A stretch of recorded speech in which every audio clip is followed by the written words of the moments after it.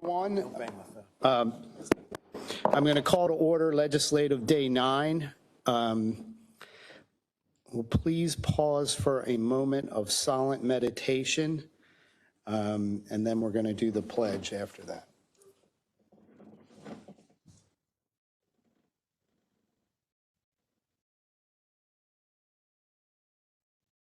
Okay, thank you.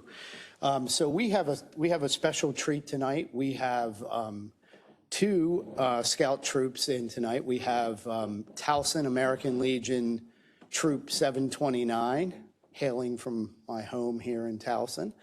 And we also have Troop 328 from Timonium United Methodist. And two of each of their members are going to come up and lead us in the pledge tonight. So do we have our designated scouts for the...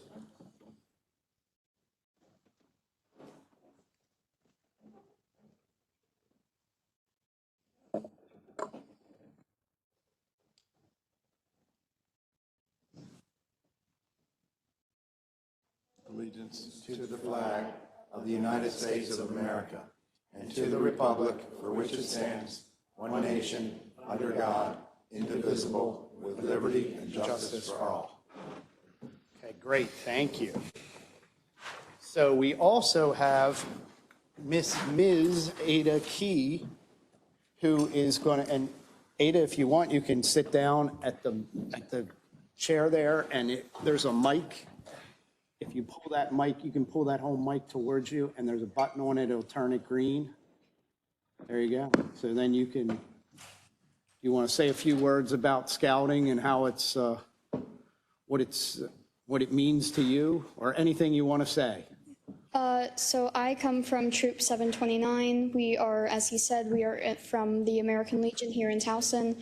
It's a great opportunity for us. We get to learn leadership. We get to interact with veterans of the community. If you go to any event there, you might see a few scouts running around. So they give us service opportunities. They give us a lot of other opportunities. It's always very nice and very good to give back to the community. Today we are here to help get our communications merit badge, which is one of the Eagle required merit badges. I'm sure you've probably heard of Eagle Scouts, highest rank. It takes a lot to get there, and for this requirement, I'm pretty sure we have to sit in a public, in a community, some sort of meeting, and basically we're looking at communication within the meeting, and we're seeing how that goes. So thank you for having us here. Absolutely, thank you for coming. And Councilman Patoka. Ada, that was outstanding. You know, one day it looks like you might be sitting up here and some scouts will be telling you what they're doing. And I don't know if anyone knows this, but we actually have two Eagle Scouts on the council. Councilman Young is from District 1. He represents the southwest part of the county in Catonsville. And Councilman Marks, who is online with us tonight, is also an Eagle Scout. So you have some scouts who have come all the way to the council. Mr. Chair. Yes, Councilman Ketch. Thank you very much. I want to welcome the scouts from Towson and from my own district, Timonium.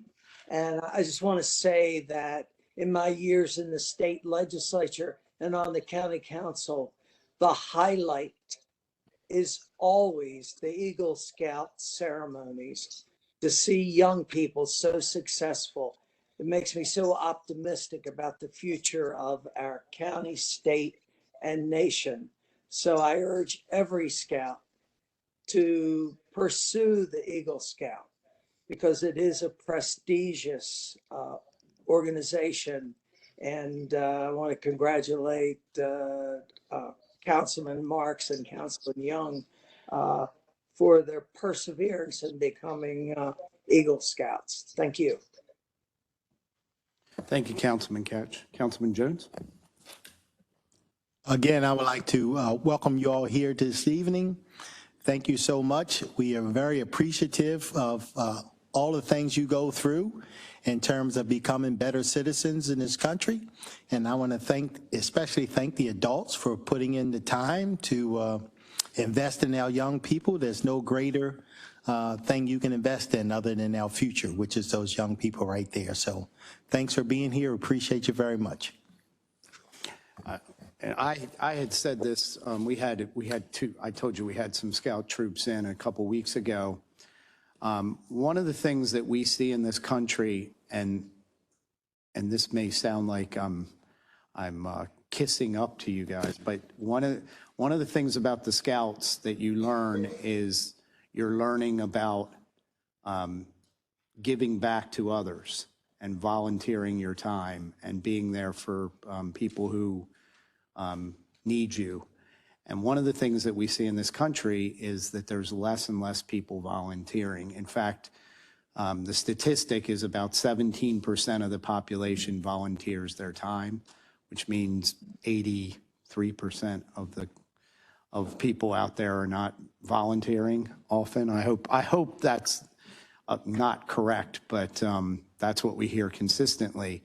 But it's very important that we have people that are not only, learning about giving back, but also being prepared, because that's one of the biggest things you do as scouts is you learn a lot about different things, but you also learn about being prepared for different situations that happen. And as Councilman Catch had said, to go to these Eagle Scout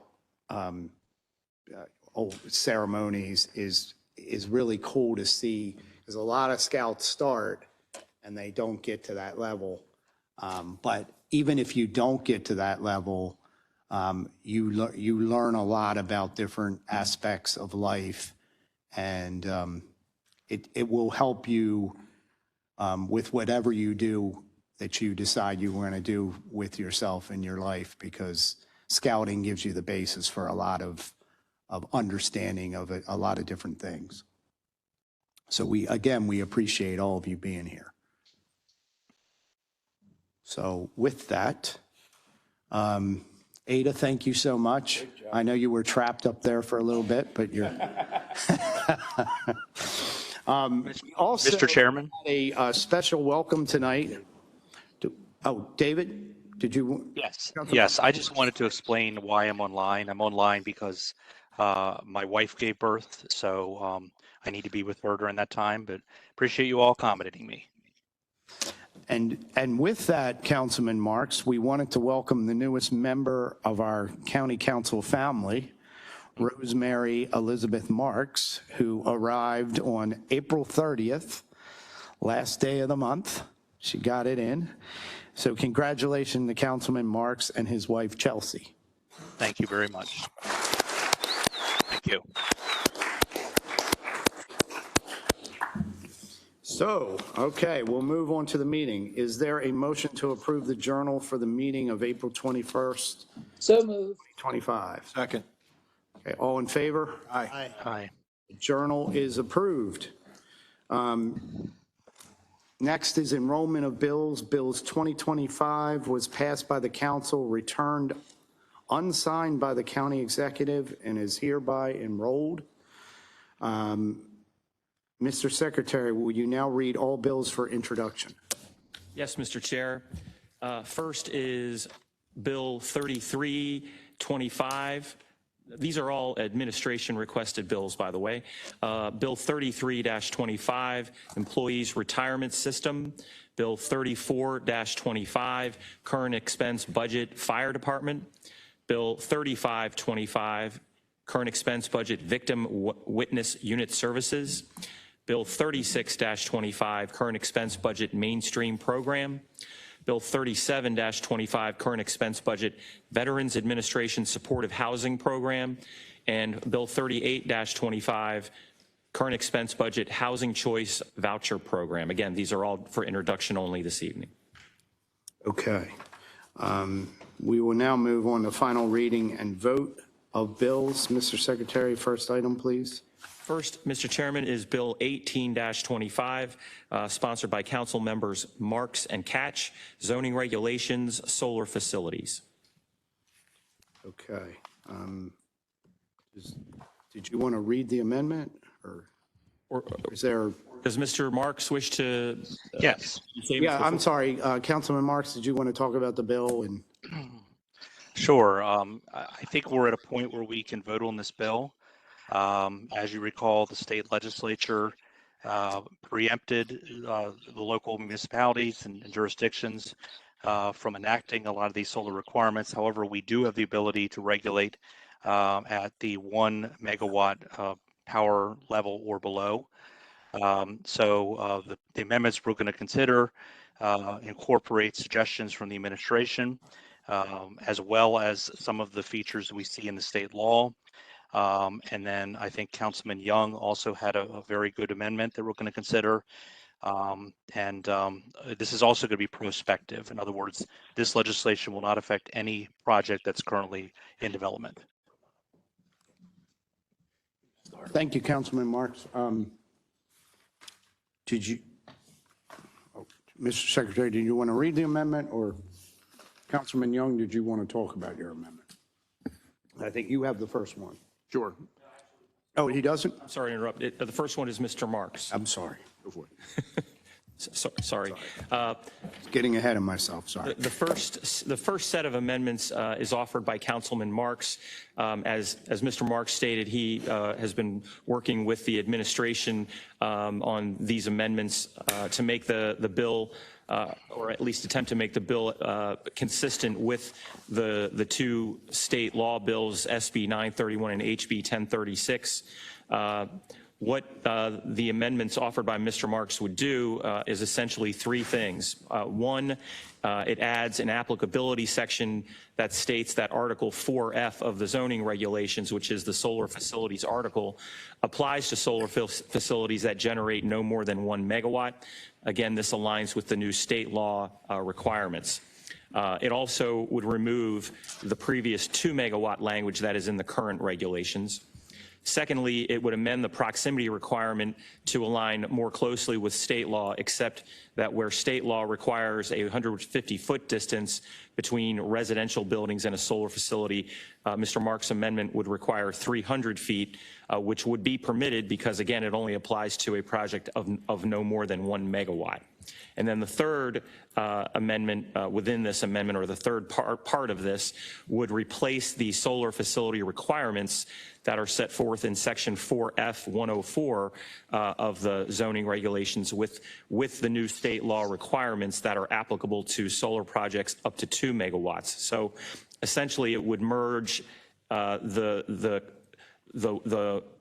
1 megawatt solar regulations that the county has province over with the up to 2 megawatt that the state also now is involved in, so that there's consistency between the 1 and 2 megawatt projects as far as solar facility requirements.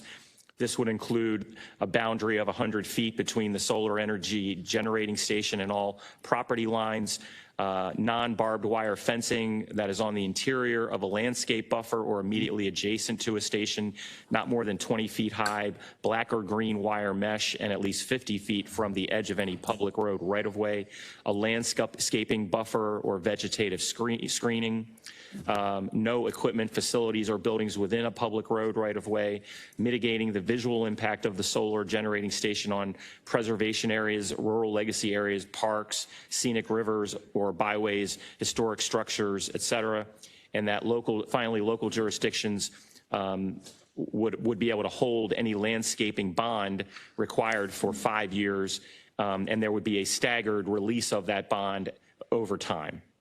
And so that is the amendments offered by Mr. Marks. Any questions for Councilman Marks on that amendment?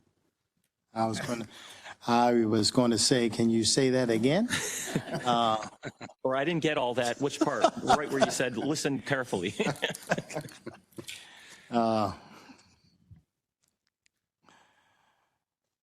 It's a lot to unpack.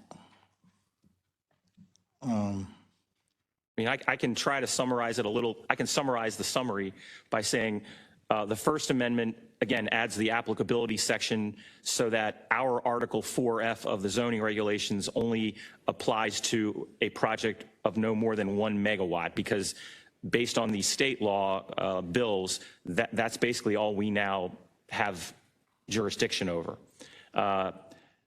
Secondly, Mr. Marks's proximity requirement would align similarly with the state law. The state law is 150 feet to residential buildings.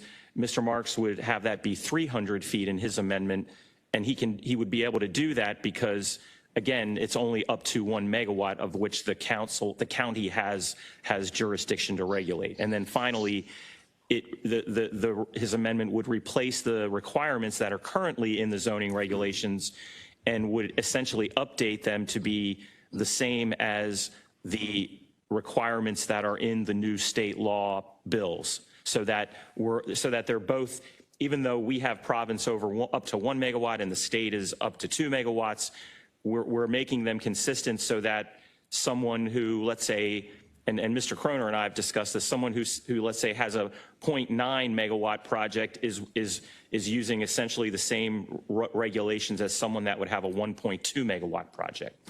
So I do, Mr. Chair? Go ahead, Mr. Councilman Jones. Yes, I guess I have a question. So in my neighborhood, there are a few people that instead of having solar panels on their home, they have an array of solar panels at the back of their yard or on the side of their house. And I don't know how much it is. I don't know if I'm assuming it's not over 1 megawatt. That's my guess, I don't know. But it's not like it's a whole field of panels. It's like just maybe 2, 4, 6, 8, 10, 12, or 16 panels right on the side of their house or in the back of their yard. Would this constitute less than 1 megawatt and then be subjected to these requirements? No, because it's residential, so it's exempted from Article 4F of the zoning regulations if it's for residential. Okay, so, and I guess the second question is, so if someone's doing less than 1 megawatt, I'm assuming that when you're dealing with economies of scale, in order for someone to go out and put solar panels up, there has to be sufficient return on the investment. So what I guess I'm wondering, when I look at 300 feet for less than 1 megawatt, are we essentially saying to anyone, it'll never be worth the money to install less than 1 megawatt? That's I guess I would say TBD, to be determined, because I certainly don't have the answer, Councilman. Right. And I guess, I don't know, Councilman Marks, do you know how much is 1 megawatt and whether or not these requirements that we're placing on less than 1 megawatts would make it basically not feasible to build less than 1 megawatt? I'm not an engineer, Councilman Jones. I think there are very reasonable restrictions, regulations, and they're very general. I mean, I guess I'm thinking if you're going to do 4, 5, 6 megawatts and you're going to have a significant energy production, then sure, we can put all of these restrictions on there. But if somebody is trying to do a small section, is it worth it? I guess that's my question. I don't know. And I would add, Mr. Jones, that and technology is always improving, but when the council first enacted solar regulations in 2017, a 2 megawatt project would be about 13 acres, maybe Right. a little less, a little more. So one would probably be, in the 6 to 7 range. But again, with technology improving, you might be able to get more megawatts based on the same amount of land. So I don't know exactly I'm not an expert either, but that's kind of the ballpark. So this is for commercial production? Yes.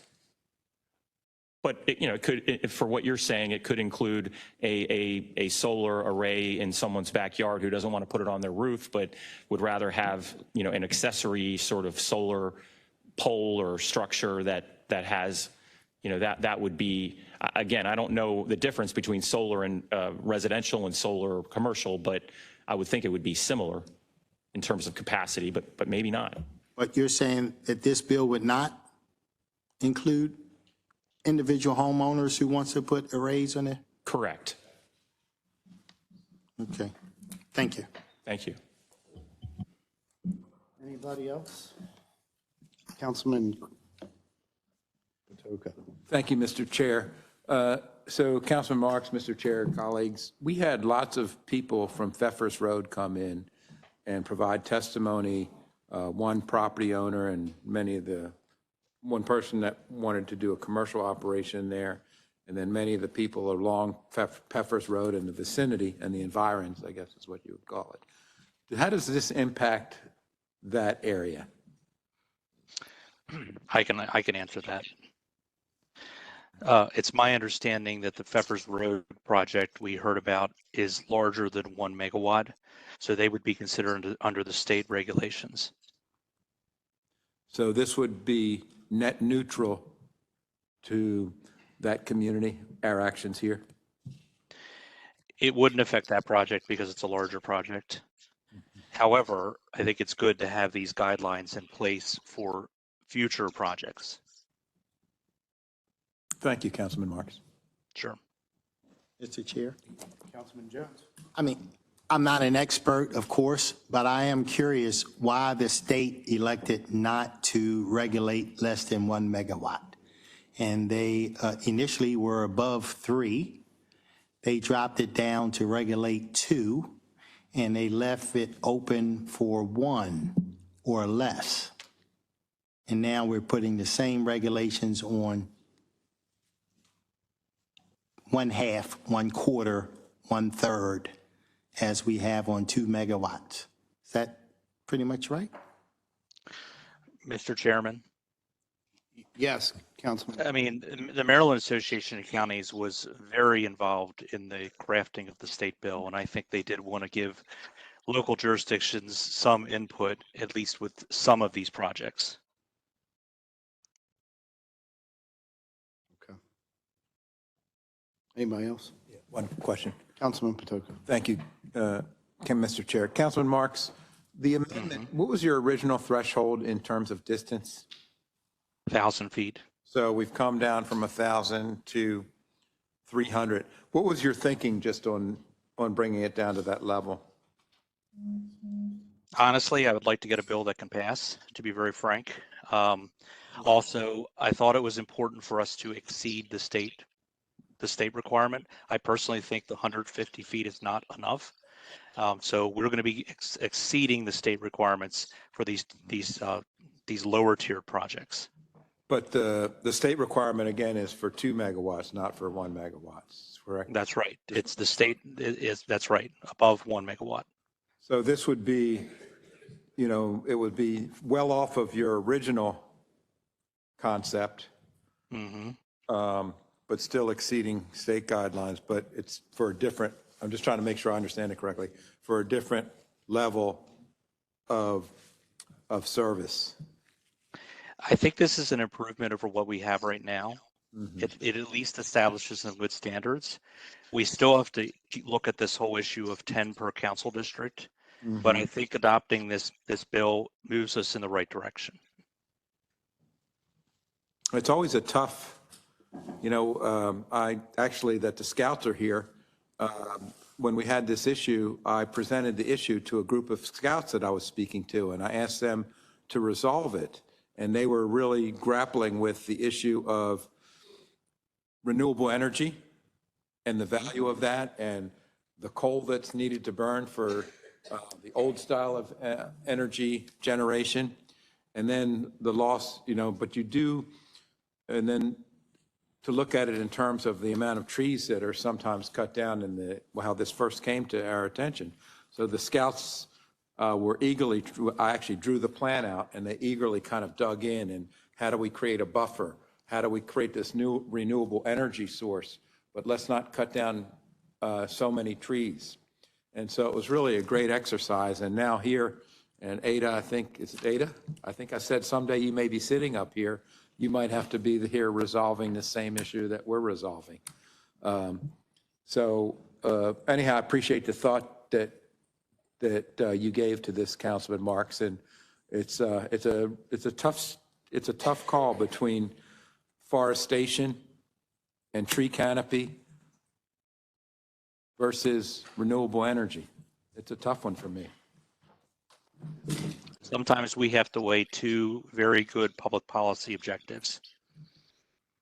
Councilman Young. Hey, Mr. Chairman, Councilman Marks, or even Secretary possibly. This is also language that shores up the original bill to conform with the state bills. That's mixed in here. So it's not just the regulations that you've identified that are under our purview, because now the state supersedes anything that's above 1 megawatt. This is also us identifying a standard for any project for commercial use that's under 1 megawatt. That's accurate? One or less, yes. One or less. That is correct. Got it. So mixed in with these new standards that you've added to the original bill, you've also made sure to fix the language that the bill conforms with the state regulations, so we're not out of sync with the state law that just passed. And you needed to do that because when you originally drafted the bill, there wasn't a bill that passed from the House of the Senate, correct? That is correct. Got it. So there's a little bit of a mix here of things that we are exercising our right as a council in regulating, but also shoring up the bill that was originally drafted to meet the state regulation. So I can't pull out the individual pieces. I remember, and I appreciate the conversation around the amendment, Councilman Marks. It is a mouthful. It is large, but also I think there was a lot to fix or amend related to what passed at the state. Is that accurate as well? That is correct. Okay. Thank you, Mr. And that's why it took us so long. I think this bill holds the record for being held over for legislative sessions. We really had to dive into that state legislation. Understood. Thank you, Mr. Chairman. Okay, is there a motion to approve the amendment? So moved. So moved. Okay, Mr. Secretary, please call the roll on the first amendment to Bill 1825. Mr. Ertel, Aye. Mr. Marks, Aye. Mr. Young, Aye. Mr. Patoka, Aye. Mr. Catch, Aye. Mr. Jones, Aye. Mr. Crandall. Aye. Excuse me. Aye. Thank you. Amendment passes. Mr. Secretary, please read the second amendment to Bill 18. Mr. Chair? Councilman Jones? No, I guess wanted to, I was sitting here doing some calculations. And it's 43,560 square feet in an acre. According to Google, it takes 4 to 7 acres to produce enough, to house enough solar panels to produce 1 megawatt of power. So I drew a little map here, thinking about, 4 to 7 acres. So I split the difference somewhere around 5. And if there's a house within maybe 100 feet of this property, and you got a 300-foot buffer, you're basically saying it's not worth having any solar panels if you only have 5 acres. And a house is within 100 feet of your property line. I'm just saying. That's for commercial. Okay. Thank you, Councilman Jones. Councilman Young, is your mic just on, or did you have? Oh, sorry. Okay, sorry. Okay, next amendment. Next is the amendment offered by Councilman Ertel. This amendment would provide grandfathering language that the bill would not apply or shall not apply to any solar facility project for which a petition for special exception was filed with the county before February 1st, 2025. Yeah.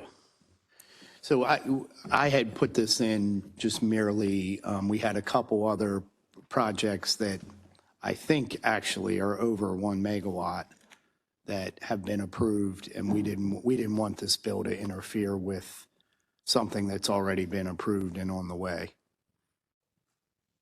So, any discussion, any questions? I'll motion, Councilman Jones. No, I will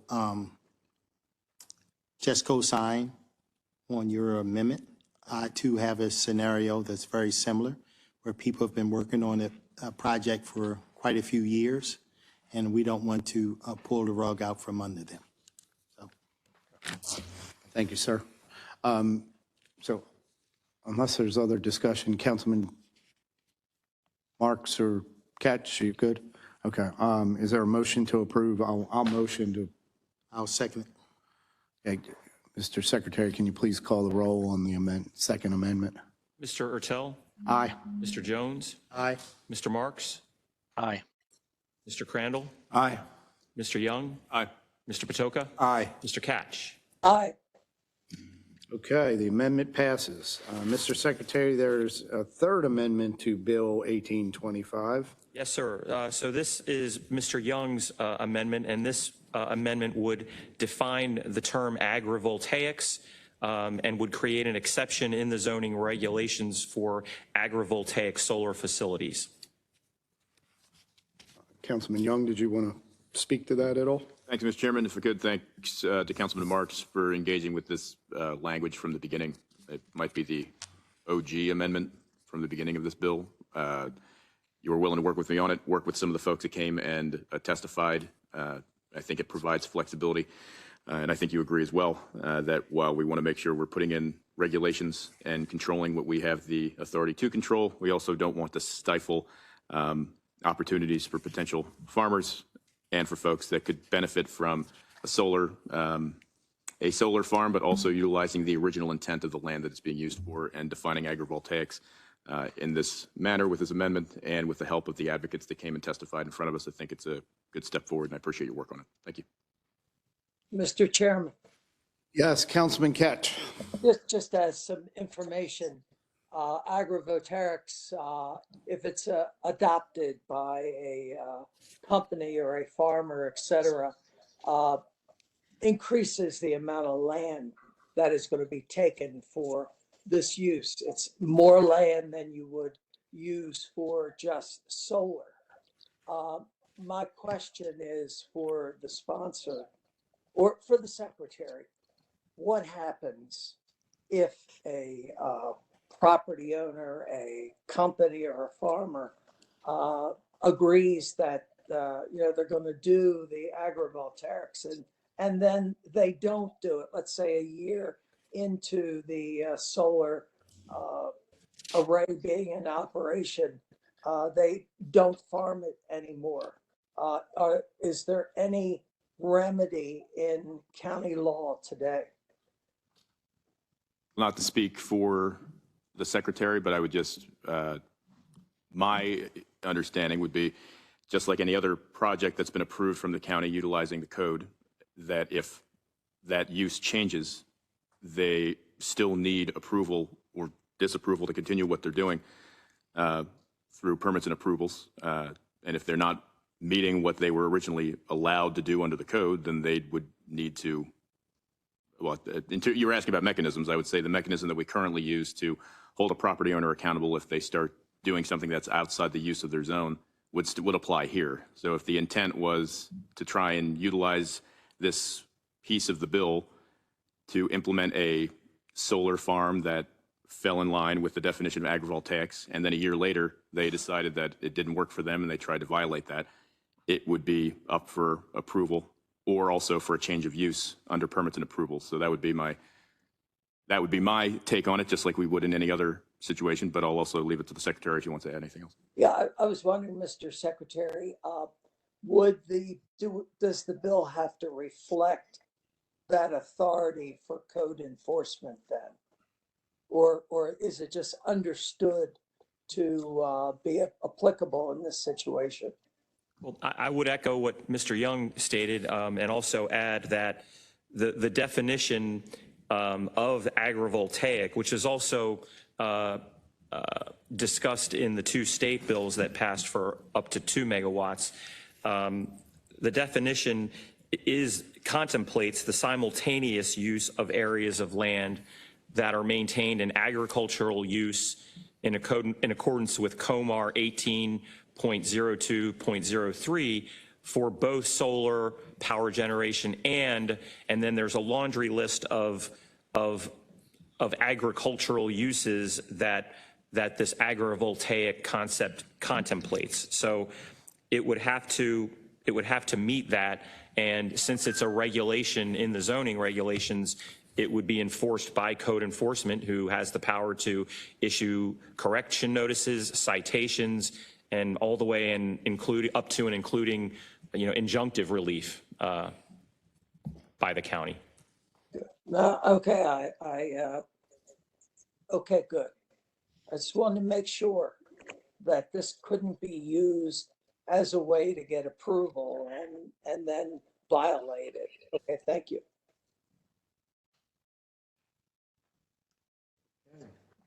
Mr. Chair, may I? No, just for my folks out there, especially our young people, when we're talking about agrivoltaics, we're talking about solar panels that are maybe positioned higher and that articulate, including going straight up and down, so you can get farm equipment in between, so you can still farm underneath these solar panels. That's what we're talking about. And Mr. Chairman. Yes, Councilman Catch. Yeah, and the other thing is that in addition to what Councilman Jones said, it's sometimes the solar panels are further apart so that the equipment can get between them, which is the reason why more land is taken up with this farming solar combination. Okay. Any other comments? Councilman Crandall, are you? I'm good, Mr. Chair. Thank you. All right. Councilman Patoka, Mike's on too. I just wanted to make sure. Is there a motion to approve the amendment, the third amendment? Motion to So approve. moved. Councilman Jones, did you have any? Okay. All right. Mr. Secretary, please call the roll on the third amendment. Mr. Ertel, Aye. Mr. Young, Aye. Mr. Marks, Aye. Mr. Crandall, Aye. Mr. Patoka, Aye. Mr. Catch, Aye. Mr. Jones. Aye. Okay, amendment passes. Do we have a fourth amendment, or was that? We do, but I believe that that amendment is now moot with the passage of your amendment, the Mr. second Chairman, amendment, because right. your grandfathering language takes out the language that Mr. Jones's amendment would have applied to. So it's no longer there. So right, if Mr. Jones is okay with not moving forward, that would be my recommendation. No, that's fine. Thank you very much. Thank you, sir. Okay, Councilman, is there a motion to I guess, are there any questions or comments about the bill as amended? Is there? Thank you all for your patience. Absolutely. Is there a motion to approve Bill 1825 as amendment? So moved. Second. All right, Mr. Secretary, please call the roll on Bill 1825 as amended. Mr. Ertel, Aye. Mr. Marks, Aye. Mr. Catch, Aye. Mr. Young, Aye. Mr. Patoka, Aye. Mr. Jones, Aye. Mr. Crandall. Aye. Okay. Bill 1825 passes as amended. Did we break a record, Mr. Chair? I doubt it. I think we did, actually. For extending 1825? The longest extension. I feel like we've been talking about solar for like 2 months now. That's correct. Almost afraid to go to the next one. It was close, 65 days, almost right up to I the, think I might actually skip over for a minute and go to Bill 2225. Don't skip over mine. Good grief. 'Cause I don't think you'll have a problem with All right, Bill 2125, Councilman Catch. You want to? I'm going to add a lot of confusion to this because guess what? The two state bills are not law. The governor did not sign either bill. He did not veto either bill. He did not allow them to go into effect without signature. Tomorrow, there's a bill signing and it's not on the schedule. In fact, the next two bill signings, it's not on that schedule one way or the other. So what I'd like to do is to withdraw my bill, and I intend to reintroduce it, and waiting to see what happens to the state bills. If they pass, or I'm sorry, if they're enacted by the governor with his signature or allowed to pass, then I will be drafting a bill in line with the new state laws. If it is vetoed or fails, then I will basically put in the bill as originally drafted with some other amendments. I told you, Mr. Chairman, it wasn't going to be very painful. But I do want to say that what is happening on the state level is very regretful, because in regard to solar, in regard to zoning, the 7 members of this county council are the closest to the citizens of Baltimore County. Taking the solar issue, let's say there's a proposed solar installation proposed. The council member and the company that's wants to build this facility, and the neighboring homes, the people who live in the neighboring homes, can sit down and work out any issues they might have. People are reasonable, and I do believe these issues can be worked out. In fact, I've done it in my district where this has happened. And with the state taking over more and more of the zoning and more of the solar siting, the public is basically shut out of the process. The only thing they might have are public hearings, but there is no, the public hearings are just, public is going to say something one way or the other. And, if the state bureaucrats want to listen to it, fine. If they don't, fine. So, we're getting away from local control over very important issues that affect each and every resident of the county on a daily basis. Thank you. Thank you, Councilman Catch. Any other comments? So he's withdrawing the bill. We don't need to vote on anything. Correct. there. That bill is withdrawn. Okay. By the All right. sponsor. So we'll move on to the next bill, 2225. Yes, next is Bill 2225. Right, and Director Tan is here. I know there was extensive testimony given at the last 2 work sessions for both Bill 22 and 23, not that we're voting on them together, but Right. does anyone need Director Tan to come back up, or are we all good? With it? So this bill is about long-term care and dementia care. Yes, sir. Current expense budget, yes. Yes. So is there, I'll motion to approve. I'll second. Okay. Mr. Secretary, can you please call the roll on Bill 2225? Mr. Ertel? Aye. Mr. Jones? Aye. Mr. Marks? Aye. Mr. Crandall? Aye. Mr. Young? Aye. Mr. Patoka? Aye. Mr. Catch? Aye. Okay, Bill 2225 passes. We also have a Bill 2325 that is somewhat similar for senior care. This was also presented by Director Tan at the last work session. Does anyone have questions about the bill before we? Is there a motion to approve? Mr. Chair. Councilman Jones, sorry. I will make the motion after my statement. I just want to say that, I'm very proud of us taking these steps. Dementia care is extremely important. It's a very devastating disease that affects so many people in our community. And I think, about the most important things we do here is to look out for the welfare of our very young people and our very old people. So this is so important. So I'm more than happy to make a motion to approve this bill. Second. Okay, Mr. Secretary, can you call the roll on Bill 2325? Yes, Mr. Ertel, Aye. Mr. Jones, Aye. Mr. Catch, Aye. Mr. Marks, Aye. Mr. Crandall, Aye. Mr. Patoka, Aye. Mr. Young. Aye.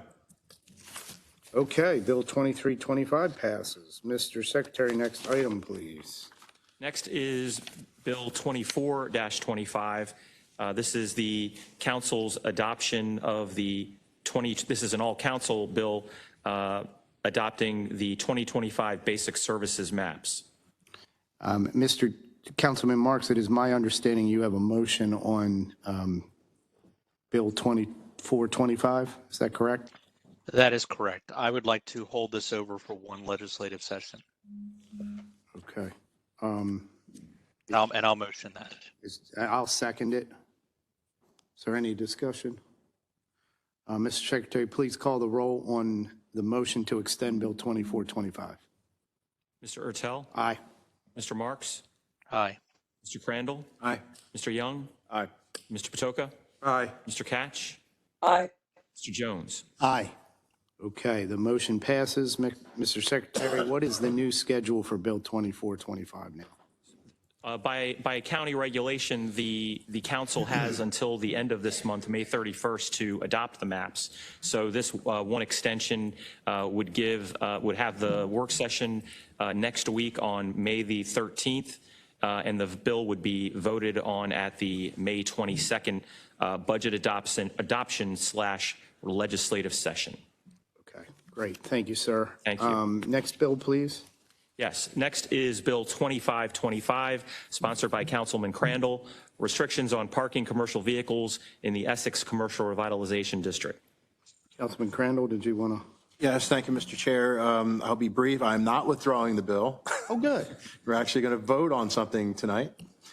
I'm not going to extend it, not withdrawing it. It's a simple bill that prohibits parking in a certain area of the Essex Commercial Revitalization District. We did a similar thing in historic Dundalk Shopping Center, and we've also done a very similar thing in the Arbutus CRD a few years ago. The issue is that large, mostly passenger vehicles are taking up spots, causing visibility issues, safety issues, and taking away parking from customers that would like to park on Eastern Avenue and go into these businesses in Essex. We can go into, there's no signage. It's my understanding that the Revenue Authority has jurisdiction over enforcing this. It's worked out quite well in Dundalk, and I have no reservations that it will work out quite well in Essex as well. Thank you, Mr. Chair. Absolutely. Any questions for Councilman Crandall? None. Is there a motion? I'll move the bill. I'll second it. Second. Mr. Secretary, can you please call the roll on Bill 2525? Mr. Ertel, Aye. Mr. Crandall, Aye. Mr. Young, Aye. Mr. Patoka, Aye. Mr. Catch, Aye. Mr. Jones, Aye. Mr. Marks. Aye. Thank you. Bill 2525 is passed. The council will now consider all fiscal matters. Extensive testimony was taken at the council's work session on April 29th, 2025. The witnesses who testified at the work session are available to restate their testimony if needed. I will now call upon the secretary to read the cover letter for fiscal matters 1 through 6. Yes, sir, Mr. Chairman. First fiscal matter is a contract with Total Environmental Concepts Incorporated. Fiscal matter 2 is a contract with Institute for Community Alliances.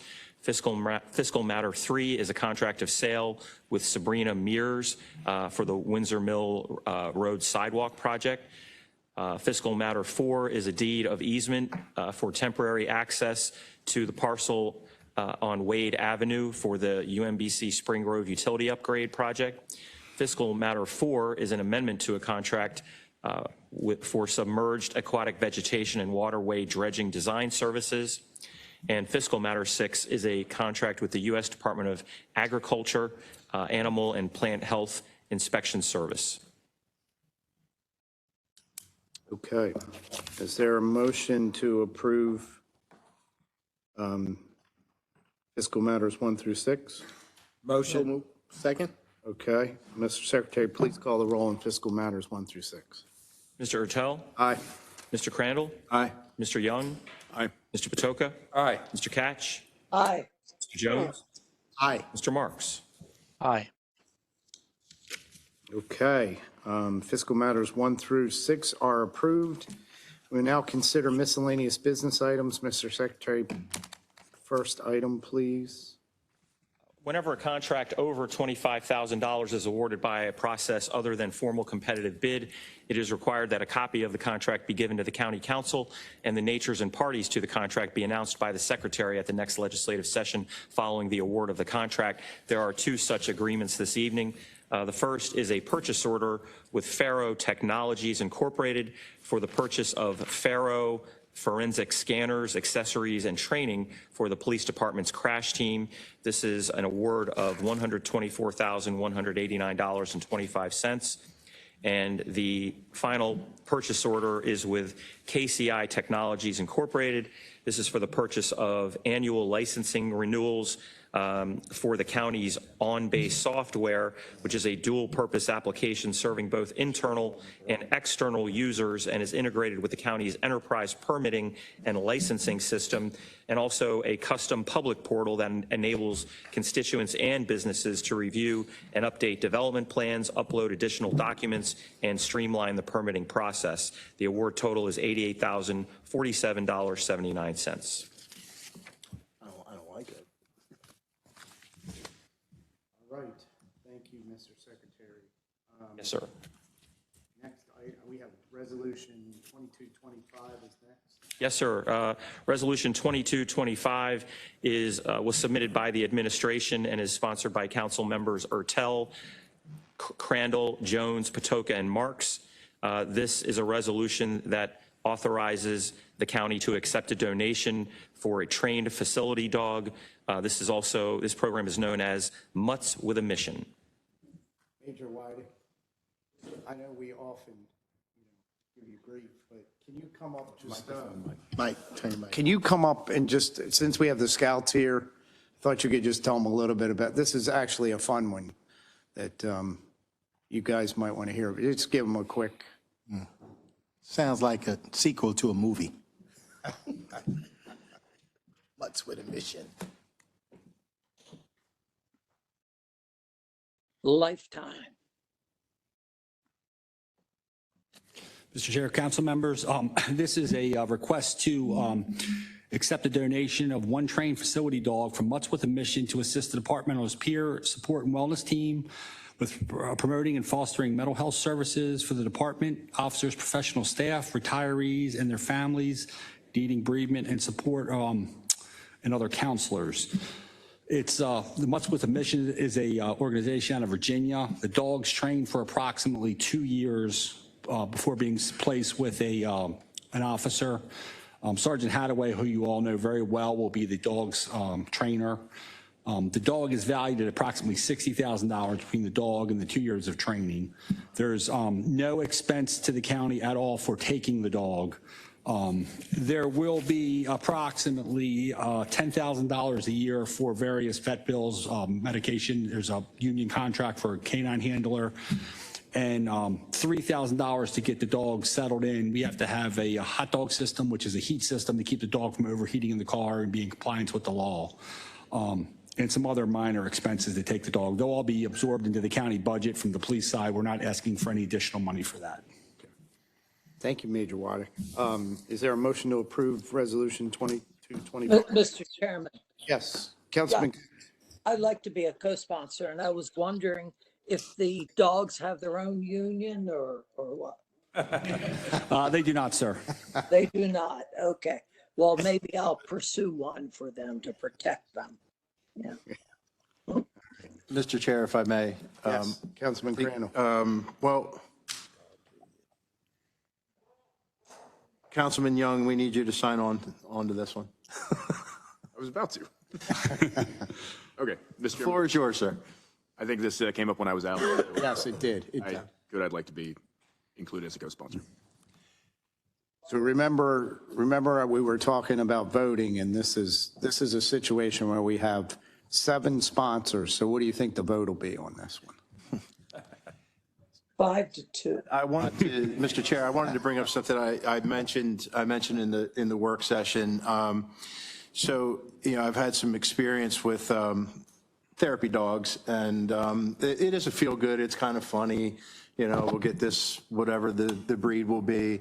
But I think it's an opportunity to bring to light, especially since we have some young people that might be considering careers in law enforcement or fire or in public service. The troubling information that I've become exposed to that I mentioned last week regarding first responders, so we're talking primarily police and fire, more first responders die by suicide than line of duty deaths. The rate of alcoholism and substance abuse issues commingled with diagnosis of PTSD or depression or anxiety among first responders is multiple times the national average. The rate of divorce for first responders is multiple times the national average. The mortality rate for a retired first responder is 12 years shorter than the normal lifespan of an average American. And in fact, and it's kind of sad, but it brings to light the seriousness of the issue with regard to our first responders. Many first responders die within 7 years of retirement. Way too many. And so I know that Sergeant Hadaway, who's been mentioned, and Major Wydick is big on this, along with some other members of the department that we all know. I think that the police department is slowly gravitated towards recognizing that we have a mental health and wellness issue amongst our first responder community. And to me, the acquisition of this therapy dog represents a lot more than just the dog. It represents a department that wants to take care of its own and has really made inroads in mental health and wellness, which I think is an important issue for all of us. So if we want young people to take on these careers, we have to let them know that political leadership and the people that control the purse strings do care about our first responders and what they're going through. And I'll say the same thing I said last week, that if you're a first responder, and even if you're not, if you're struggling with something, if you're struggling with anything, ask for help. There's no shame for asking for help. That's what this therapy dog is about. That's what people like Major Wydick, that's why they're in the positions that they are, that they're in, so they can actually help people where they are. And one of the quotes that came to mind for me was, a burden shared is a burden lessened. And I think that goes a long way for our first responder community to recognize that, hey, if I'm really struggling with something, PTSD, whatever it might be, substance abuse, ask for that help. Don't carry that burden around by yourself. It's so important that you reach out to these resources that are there for all of us to take advantage of when we're struggling with something. And everybody's life has a struggle along the way, one way or another. So thank you, Mr. Chair. Thank you, Councilman Crandall. Do you want a motion? I would like to move the resolution. Second. Unless there's any other comments or questions. Mr. Secretary, can you call the roll on Resolution 2225? Mutz with a mission. Yes, sir. Mr. Ertel. Aye. Mr. Young. Aye. Soka. Aye. Mr. Catch. Aye. Mr. Jones. Aye. Mr. Marks. Aye. Mr. Crandall. Aye. Thank you, Major Wydick. Resolution 2225 passes, and we appreciate you being here tonight. I thank you for humoring us. It was good for the scouts to hear it too. Thank you, sir. All right, next up is Resolution 2325, sponsored by Councilman Patoka. Yes. Mr. Secretary. This resolution expresses the council's opposition to layoffs and closures to local social security offices. Councilman Patoka. Thank you, Mr. Chair. Thank you, Mr. Secretary. So the world has changed. The world has changed. And every morning we seem to wake up to a new existential challenge in this country and globally sometimes. And so there are things that impact Maryland and Baltimore County even more significantly than the rest of the country. And so I introduced this resolution to oppose mass layoffs at Social Security and the closure of neighborhood Social Security offices. I did this in consultation with the former Commissioner of Social Security, Martin O'Malley. And like I said, the world has changed. Even at the local level, typically when I would go to community meetings, almost every night, I'd run down council issues, some budget highlights, and other miscellaneous information. But now when I go to community meetings, some of the leaders, many of the leaders, don't want me to give my typical remarks. They ask for guidance. And the questions they have for me is, Councilman Patoka, we don't know what to do. Can you give us some guidance? When we go to the grocery store, we can't afford the prices of our groceries. We can't afford eggs anymore. It's a staple. It was a staple in our family. And Councilman Patoka, in addition, when we go out and check the mail and we get our BGE bill, it's shocking. It's shocking. We can't afford what we see.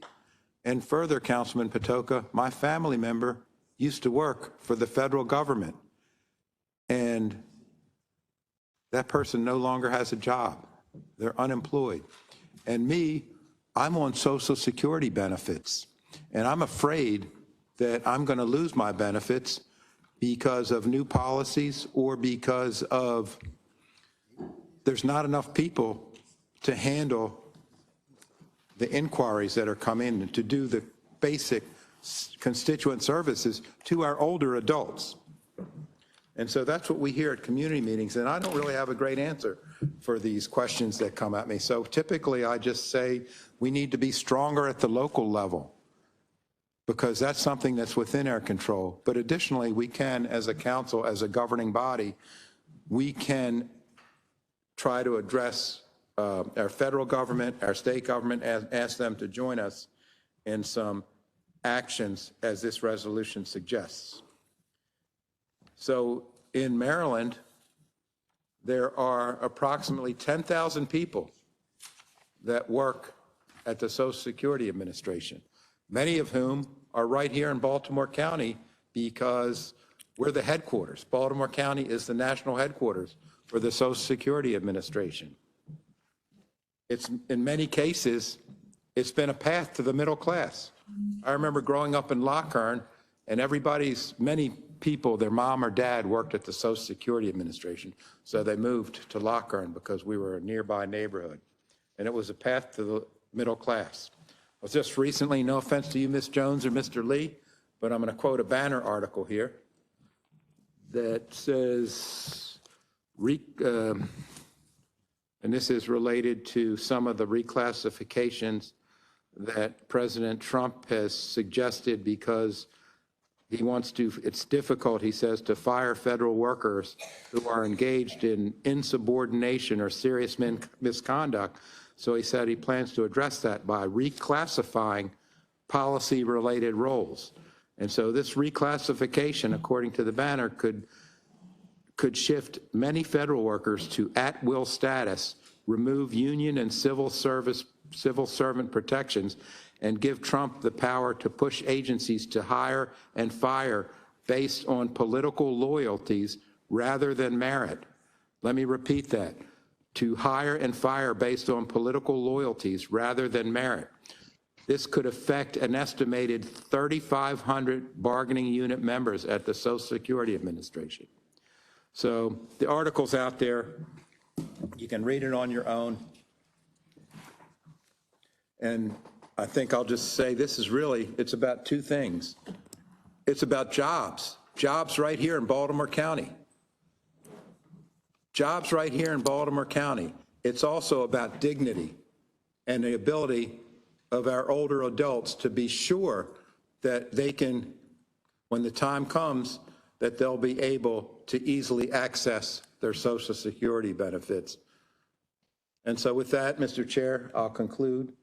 I'm happy to, I hope that the council joins me in the passage of this resolution. Thank you. Thank you, Councilman Patoka. Mr. Chairman, 1 second, Councilman Ketch, Councilman Jones. Yes, thank you, Councilman Batoga, for bringing forth this resolution. I realize, the resolution is non-binding. I realize that I'm not sure if the Trump administration is going to change course in any way, but I do believe that it's important that we speak out and stand by the dignity of work and support our federal workers, because at the end of the day, no matter how you feel about, fraud, waste, and abuse, we all don't like fraud, waste, and abuse, but the workers, the tens of thousands of workers that go to work every day serving the citizens of this country should not be subjected to layoffs and firings for no reason at all. So I think it's important that we do what we can, which is to simply say that we're not happy with what's going on, and we stand beside the folks that are working every day to provide services to the citizens of this great country. So I'd like to be a co-sponsor of the resolution. Yes, sir. Thank you, Councilman Jones. Councilman Ketch? thank you, Mr. Chairman. First of all, as an elected official, one of the things that I don't do is frighten or scare people. And the part of this resolution referring to Social Security, referring to possible reductions, et cetera, in benefits, the President of the United States has promised that it wouldn't change, that the benefits would continue. His first term in office, nothing happened. Under President Biden, nothing happened. Under President Obama, nothing happened. Social Security is sacred. And why are we worrying senior citizens with possibly losing their Social Security benefits when this is not going to happen? I would feel a lot more comfortable with this resolution if it basically said that the Baltimore County Council urges the federal government to, during this reorganization process, that any new jobs that are created or vacancies that are created, that they ought to look to the people who lost their jobs first to fill those positions. I mean, you realize that throughout the years that people have lost their jobs because of the actions of government, the actions of the private sector. For example, what about the people, the coal miners in West Virginia who lost their jobs in the last administration? Was the concern for them? Now, I realize we're talking about Social Security. Now, it so happens I used to represent the area where the Social Security Administration is located and very familiar with it. And, and I certainly have a tremendous amount of concern for those who have lost their jobs, those who have done a good job but have lost their jobs. And I hope that they'll be able to find a new job in the private sector or in another governmental agency. It is quite a bit to take to lose your job. There's no question about that whatsoever. This council has never been partisan. And unfortunately, parts of this resolution are very partisan. And when there's all different perspectives on these issues. If you look at one channel on television, then another, you'll see that the same story is repeated, but from a different perspective.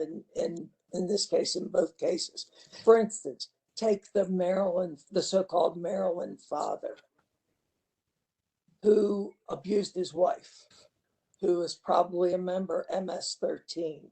Well, he's referred to in some articles as a Maryland father, and in others he's referred to, a member of MS-13, et cetera. So there's a lot of misinformation that's going around. It doesn't do anybody any service. Now, if we're, as a council, are going to take positions on issues like this, we really needed to bring in then Social Security to have them explain what is going on, what the people that were fired, why were they fired, what are their plans for reorganization in the future, are there going to be any positions for these people who have been fired or laid off?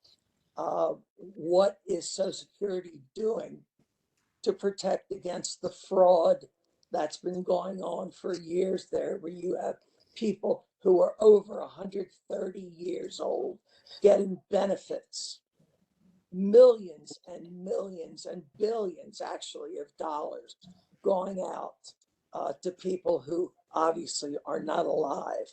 I hope that this resolution isn't interpreted as saying that those people who were part of the fraud that ended up giving money out to people that don't deserve it, that they should be rehired. I mean, I don't think anybody wants those people rehired. In fact, I would hope that they're prosecuted if they had any role in sending these checks out that should not have been sent out, because obviously no one is over 130 years old.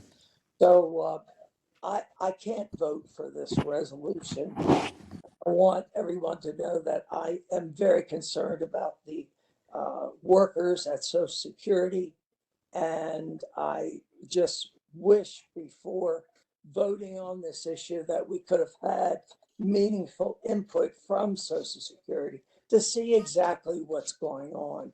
Because hopefully, if we found out from them what's going on, hopefully people wouldn't have as much to worry about, to be concerned about, because there's always a possibility they may be rehired. So they're my comments, and I just hope in the future that we don't go down this path of partisanship. To be honest with you, I was, during the last administration, there were 2 instances where I was just irate about things that happened, and I wanted to put in resolutions expressing the council's concern, but I didn't, because it's a national issue, not a local issue. So I appreciate you all listening to me. Thank you. Thank you, Councilman Katz. Councilman Young. Thank you, Mr. Chairman. I have been absent for the entirety of this debate, and I'd like to apologize for that, because it seems like there's a miscommunication here. This absolutely is a Baltimore County issue. We have Social Security's headquarters in District 1 in Baltimore County, affecting thousands of Baltimore County residents, Democrats, Republicans, across the board. That's the fact. We can talk about how it's presented on the news. We can talk about how folks interpret the reasoning for folks being fired. But one thing is for sure, that none of us have information or even accurate information about anyone that's been let off or let go, about committing fraud or any of their actions who have worked tirelessly as civil servants, providing the benefits that Americans across the entire country have paid into and are entitled to, have done anything illegal. That's what I heard being alluded to. Talking about you want to bring in folks from Social Security to find out exactly why folks might have been let go or what the actions they might have taken, and alluding to the fact that there's been fraud or abuse, utilizing information about folks that are 130 years old, which has already been debunked because it wasn't about people being paid out. It was specifically about inside of the system and how they categorize folks and how they categorize recipients and benefits that have been paid out, not about an age, but about how long things could be paid out to folks that are entitled to a benefit who are married to someone. Not that someone is 130 years old or 120 years old. That's already been clarified. Let's be clear. I would like to know why the resolution doesn't also include CMS here, because we also have CMS as the headquarters right here in Baltimore County as well. But it's not true that this isn't a local issue. It affects thousands of Baltimore County residents, specifically us, and in the entire region. Every time there's something that happens at the federal level, when there's a pullback, when there's a recession, when they have to do something to try and shore up funds, Maryland is always hit consistently and exponentially harder than other states because of our proximity to Washington, D.C. Councilman Patoka is right. He's hearing the same thing that everyone else is. They're concerned. They're worried. They don't know whether they're going to have a job or not. They don't know whether they can count on the job that they, one, worked for their entire lives and expected that they worked for the federal government, that there is a general expectation that there's job security there because they do a good job and they work hard like anyone else. This demonization of our civil servants isn't helpful and it's not productive. I don't really think I need to belabor the point. I've missed the entire debate on this. I think there's some amendments that are apparently presented, but then we talk about not being, and I don't want to get ahead of ourselves here, but we're talking about not being partisan when these amendments clearly don't have really anything to do with Social Security or the effect that cuts to the administration have had on Baltimore County residents specifically, which I think is the purpose of the resolution, to bring attention to the fact that we, as a jurisdiction, have a vested interest in supporting federal workers at Social Security and also add CMS because they reside here. And this is where the headquarters is. As a council, we have a responsibility to bring attention to those issues when we have an opportunity to do so. I'll leave it at that, but I just can't sit here and listen to folks demonize federal employees who've been working their entire careers to provide a benefit that we know works, is not solvent, and keeps millions of senior citizens out of poverty. And we're going to sit here and talk about them, that the work that they've been doing is somehow it's illegal or somehow that they should be thrown in jail because of something that somebody else has said. It's ridiculous. Thank you, Mr. Chairman. Thank you, Councilman Young. Councilman Jones? No, No. wait after you. Well, I was just going to say there's an amendment, but if you have a comment before that.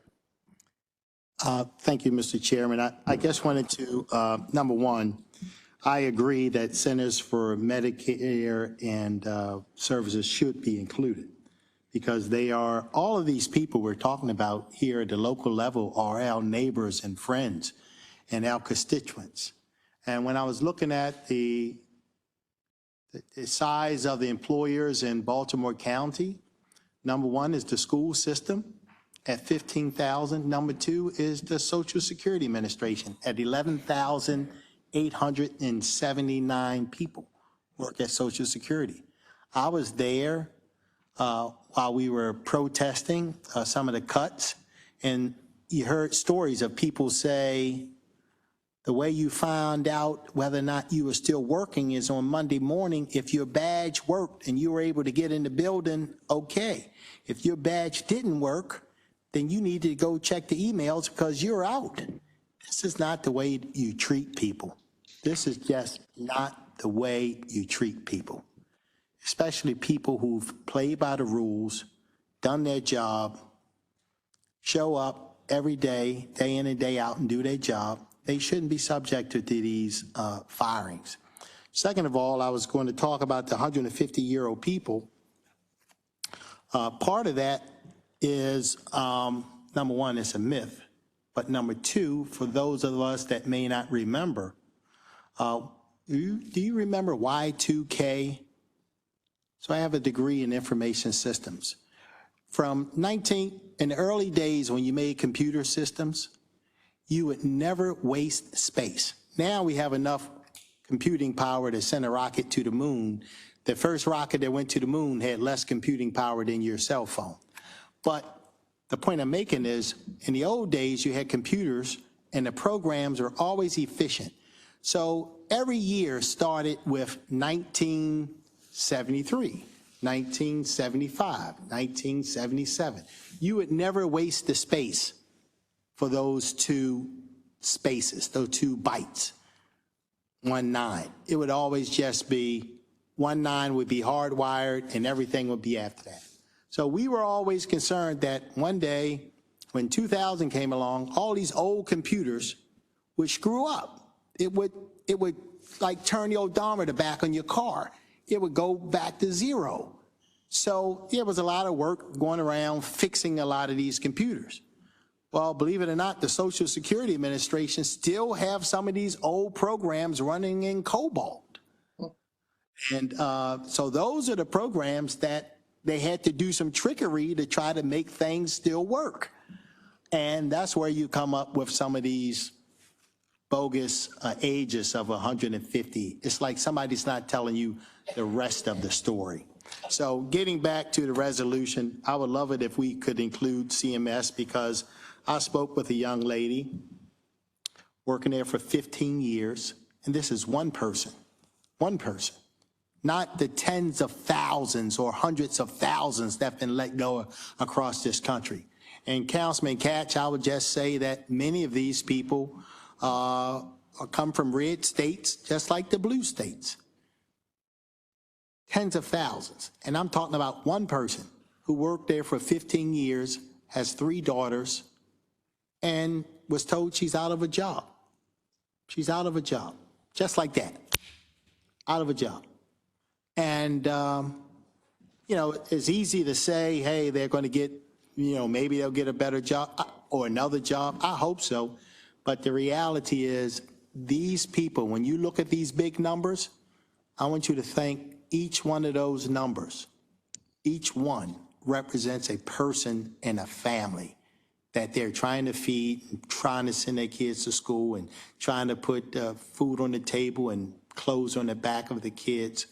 And even the people that are not let go, I often hear them say, hey, listen, we're buckling down because we don't know if we're going to be next. So no, we're not taking a vacation. No, we're not doing all those things we used to do. No, we're not doing anything to spend money because we don't know when one of us are going to be let go next. So this is a crazy time. I'm just going to end with this. As it relates to this resolution, I remember talking to some people in my district, and I was feeling really bad for them. And I said, you know, as a councilman, these are federal issues. I'm not sure what I can do. I'm not sure what I can do. It's beyond my power. And the young lady looked me in the face and said, Councilman, you're doing what you can do, which is to show us that you care. So that's what this resolution is all about, showing people that we care. Thank you. Thank you, Councilman Jones. There's several. Councilman Crandall. Sure. Councilman Jones, I appreciate your passion as always. However, this is a legislative body.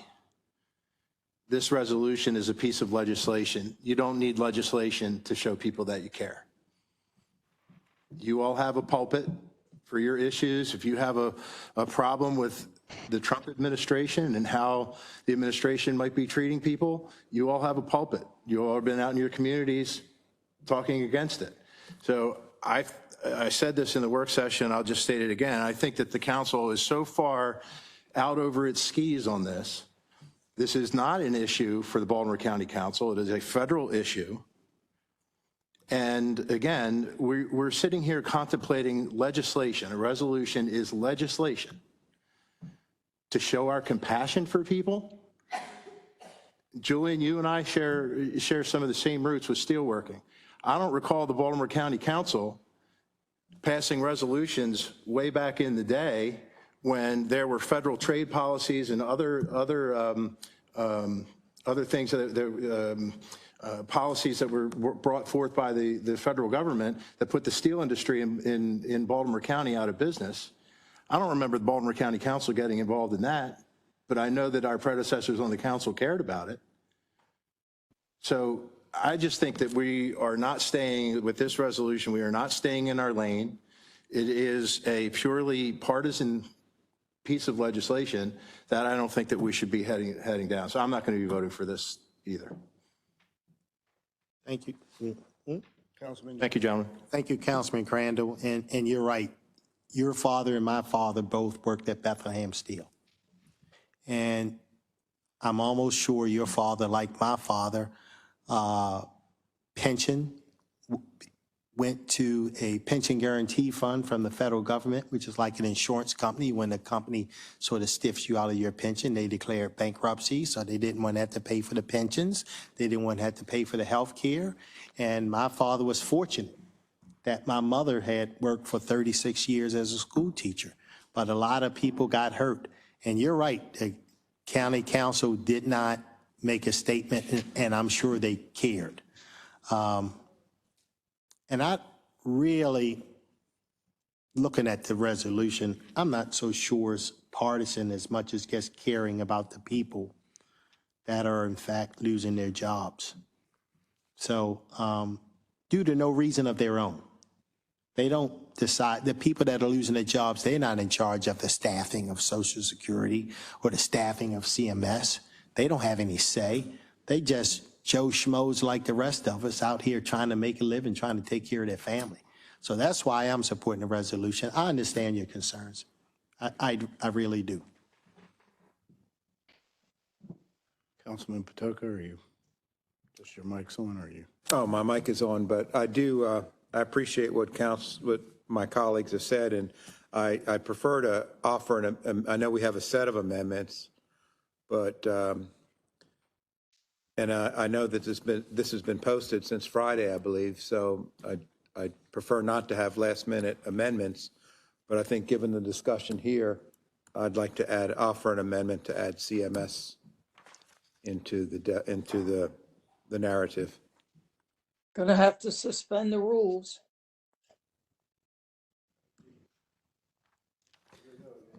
All right, I'll forego the amendment. I explained to everybody what suspending the rules was. I anticipated this. Yeah, I think this is important enough. I will make a request to suspend the rules.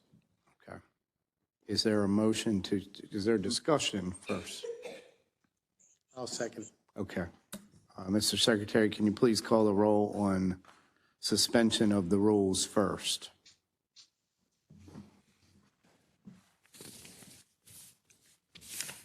Mr. Ertel, Aye. Mr. Patoka, Aye. Mr. Catch, Aye.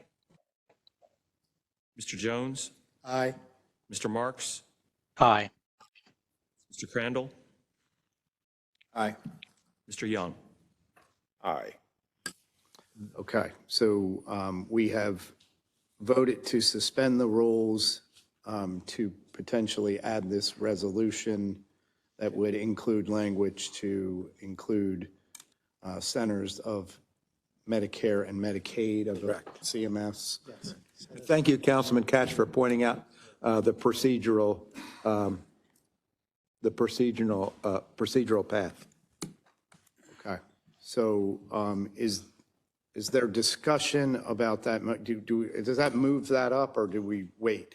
Well, so the amendment, if Mr. Patoka could on that state that subject. again, the resolution, the beginning resolution states, a resolution of the Baltimore County Council opposing mass layoffs at the Social Security Administration and the closure of neighborhood Social Security offices proposed by the Trump administration, and encouraging the U.S. Congress to enact legislative protections.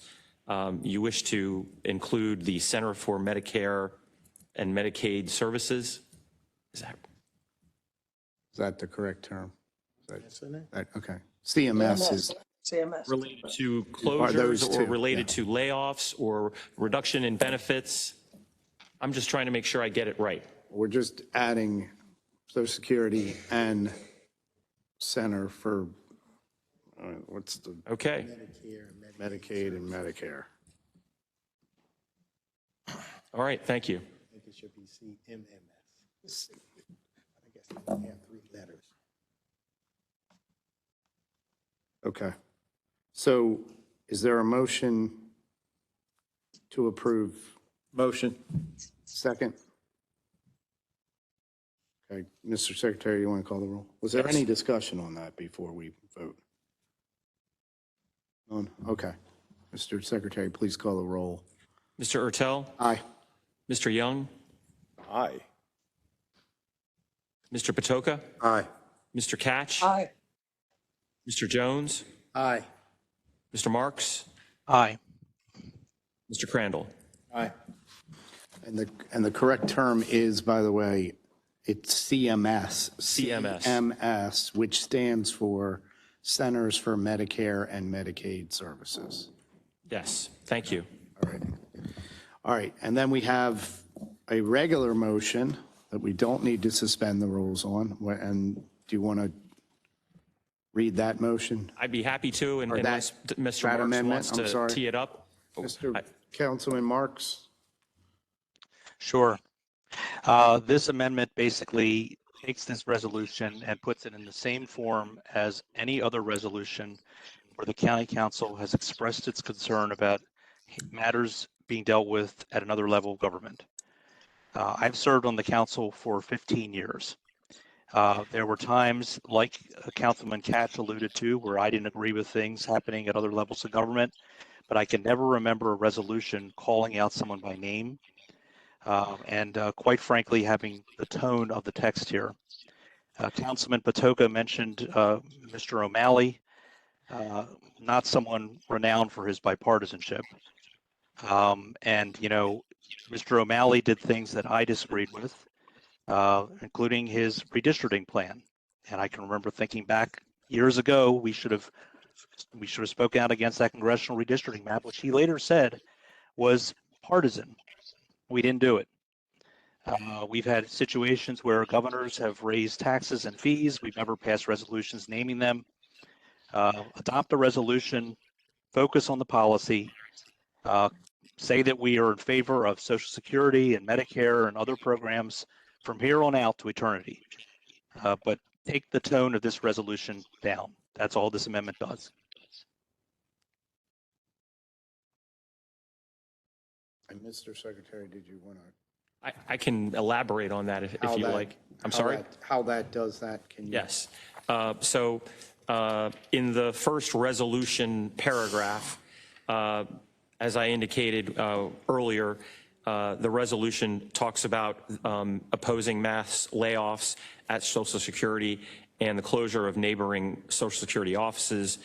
The amendment would take out the phrase proposed by the Trump administration. And it would take that out in both the beginning of the resolution, what I just read, as well as the first be it resolved paragraph that states that the council affirmatively opposes Social Security staffing cuts and closing of neighborhood offices proposed by the Trump administration. Again, taking the proposed by the Trump administration out. It would also, the amendment would also, the sixth full whereas clause on page 2 of the resolution that states, whereas the current administration has announced a plan to cut staff dramatically to take federal dollars from our communities and transfer these dollars to billionaires by reducing their taxes. This administration would strike that whereas clause. In the next whereas clause right after that, it states these mass layoffs will lead to the closing of neighborhood offices, and then it would strike dozens of which have already been announced, and it would leave and the closure of 6 out of 10 SSA regional offices that train the employees staffing the neighborhood offices, so that would remain. And then on page 3, and I'm sorry that I'm kind of doing it this way, but there's really no other way to do it.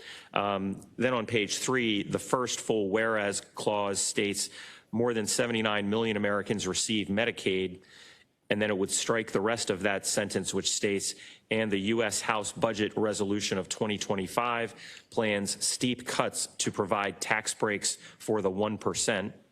And then in the next whereas clause right after that on page 3, it states Medicare serves more than 68 million Americans, and then the rest of that sentence would be struck where it states, and is targeted for cuts by the current administration to cut taxes on the richest Americans.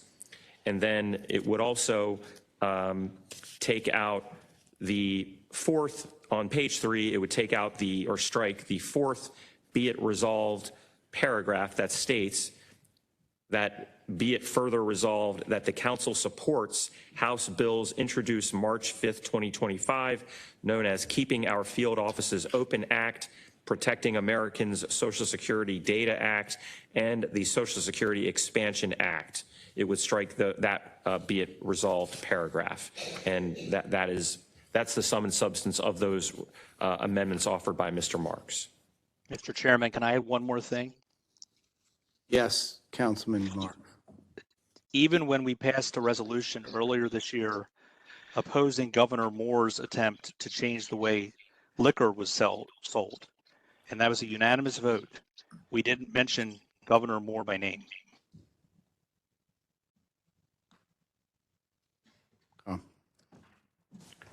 Councilman Patoka. I think there's a difference here. What we did in terms of liquor sales, you know, that may or may not have impact on families in general. It wasn't really the existential challenge that we face today. And so, you know, given, and I will say, and to the scouts and young people that are here, is we're going to generally disagree on this, but we're going to do it in a very civil way, generally speaking, which is something to be said for this governing body. And Councilman Marks and I are going to really be on other sides of the spectrum on this. So I believe that, in response to Councilman Marks, is where we sell liquor is a much different issue than how families are going to survive. To me, this is a much more existential challenge, and I think that they can't be viewed similarly. Can I ask Councilman Patoka a question? Yes, Councilman Marks. Councilman Patoka, why didn't we ever come out against tax and fee increases at the state government? I mean, that has made a lot of people's lives more expensive. I would just say that let's deal with the issue at hand. And at hand, we have the issues of families, older adults being able to address the needs that historically that our government has been able to address historically over many, many decades since Social Security was first established.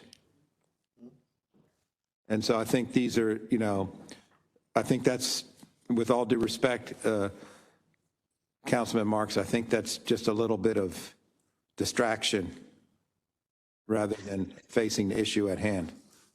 Can I ask another question? Sure.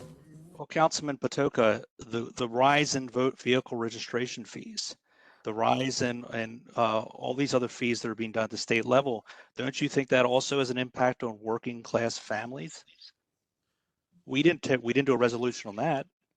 Well, certainly that's your prerogative. I raised this resolution because of the significance of the significance of the impact to jobs in this county, to families in this county, and like I said earlier in my remarks, jobs at some of these institutions have been a clear path to the middle class for many families in this county, in this state. I think the things that you're bringing up, you know, some have merit and some are issues, but I think none of them rise to the level of what we're addressing through Resolution 2325.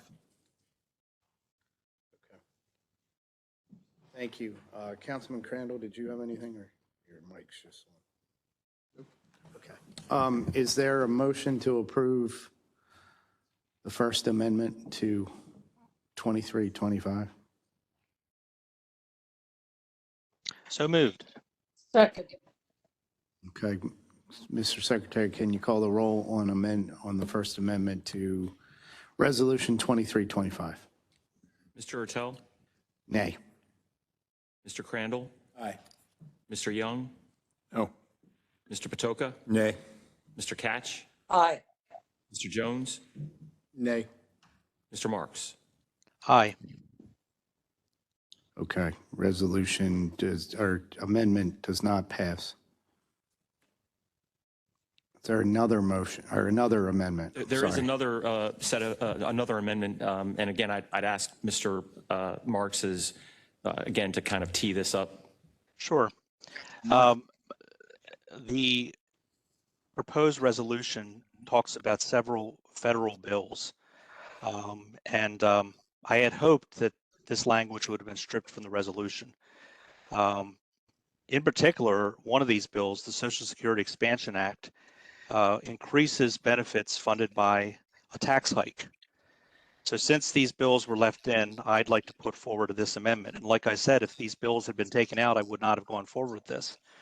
But it seems to me that if we're weighing in on federal Social Security policy, we ought to be looking at the double taxation of Social Security benefits. Prior to 1984, Social Security benefits were tax exempt. And that's still true today for some taxpayers if they have an income of less than $25,000. For taxpayers with income between $25,000 and $34,000, 50% of their Social Security benefits are taxable. And taxpayers earning more than $34,000 per year, between 50 and 85% is taxable. So if we're going to be weighing in on these other bills, I think this is a worthy bill for us to be considering supporting. Councilman Patoka. Thank you, Mr. Chair. And Councilman Marks, I applaud the spirit in which you have moved forward this amendment. But for me, it's without understanding what the fiscal note might be at different levels of government, without having someone explain to us what the ramifications are in terms of a challenging budget that we have in fiscal 26 and even more challenging in fiscal 27. I just wouldn't be comfortable in doing that without more analysis and more study on it, but I appreciate the spirit in which you brought it forward. Councilman Young, you look like you want to say something. Councilman Marks,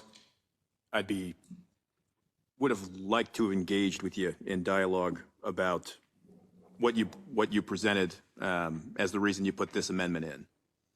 And if a compromise could have been made, again, not here during the debate to discuss it. So I can't say whether or not it was a reasonable request to have legislation in the federal level taken out of the bill. I don't know. I didn't engage in that. But I see what you're doing here too, where my understanding from the legislation that was referenced in the referendum in support of Social Security, in moving Social Security forward and keeping it solvent. And then in the last section of your amendment, it would tie us to supporting House Bill HR 1040, Senior Citizens Tax Elimination Act, which would potentially put a $1.2 trillion deficit towards the funding that the federal government's supposed to be providing to Social Security. I cannot, again, not being here for the beginning, I can't support that, can't support the language here. But I say that in wishing I would have had an opportunity to discuss it with you before we got to this point. Just want to make sure I pointed that out, that in terms of what's presented here, I understand why you did it, can't support it, and won't be voting for it. Can I respond to Councilman Young? Absolutely, Councilman Marks. Well, since I understand and appreciate those comments, Councilman Young, and again, had my earlier amendment passed, none of the legislation would have been in this resolution. I mean, I guess we can, spend hours debating proposed federal bills on end, but I think this is a concept worth consideration. Mr. Chairman, and I do believe that take your word as well, Councilman, from all my engagements with you before, had those been taken out, I don't believe you would have introduced these amendments. I just wanted to make sure clear why I'm not supporting these particular amendments that you've introduced, because the other legislation is included in the referendum, or in the resolution. Thank you, Mr. Chairman. Thank you, Councilman Young. Any other comments before is there a motion to? Want me to summarize or? Yes, go ahead. Please summarize, Mr. Secretary. These amendments in the first resolution paragraph expressing the council's opposition to the mass layoffs and the neighborhood offices at Social Security, it would also express the council's opposition to the double tax on Social Security benefits, as well as in the first be it resolved paragraph. And then the resolution would, on the third page, articulate 3 additional whereas clauses as follows. Whereas Social Security beneficiaries have already paid taxes on their Social Security contributions through the federal payroll tax, and whereas Social Security benefits are required to be listed as taxable income on the tax returns of beneficiaries, and whereas prior to 1984, Social Security benefits were exempt from the federal income tax, now therefore, and then the resolution goes through the resolved paragraphs.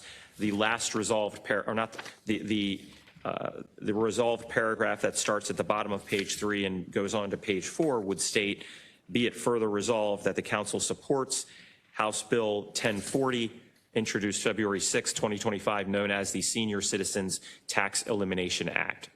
So in sum, the amendments support legislation of not taxing Social Security benefits and express the council's opposition to double tax on Social Security benefits. I'll call a question.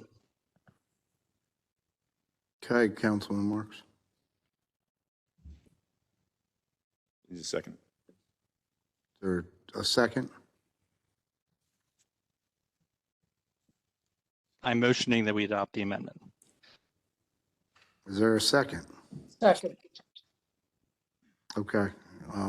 Mr. Secretary, can you please call the roll on the amendment? Yes, Mr. Ertel, Nay. Mr. Marks, Aye. Mr. Crandall, Aye. Mr. Young, No. Mr. Patoka, Nay.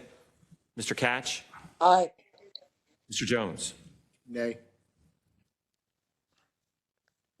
Okay. That amendment does not pass. Do we have another amendment, or is that all? There are no other amendments. If there's no further discussion, just a motion on the amended resolution, Mr. Patoka's amendment. Okay. Is there any other discussion before we vote? Mr. Chair. Yes, Councilman. I do express a little concern. I mean, I am in support of the resolution which says I am against having federal workers laid off in mass numbers here in our community. I don't think it's a good idea for us to get into legislation at the federal level. I mean, these bills are hundreds of pages long and would take a tremendous amount of time for us to really look into it. To your point, Councilman Marks, I looked at the bill, I pulled it up, I went to the federal government website, I looked at the bill, and it is a lot, needless to say. So that's why I, in general, against us supporting any legislation at the federal level. Wait, can I ask a question, Mr. Chairman?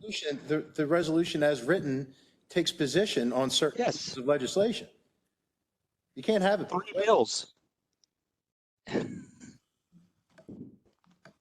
Councilman Marks, The resolution is taking a position on federal legislation, the Keeping Our Federal Offices Open Act, the Protecting American Social Security Data Act, and the Social Security Expansion Act, which would allow for an increase in benefits funded by a tax increase.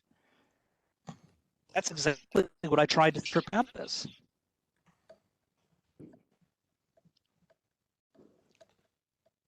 Okay. I don't know. Are we done playing Congress?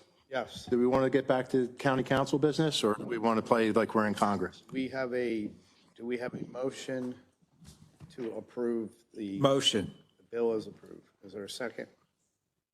I'll second it. Mr. Secretary, please call the roll. Mr. Ertel? I don't even know what we're going on. The resolution. Right, resolution. Aye. Sorry. Resolution. Okay, Mr. Patoka? Aye. Mr. Catch? No. Mr. Jones? Aye. Mr. Marks? No. Mr. Crandall? No. Mr. Young? Yes. Okay. Resolution 23 as amended passes.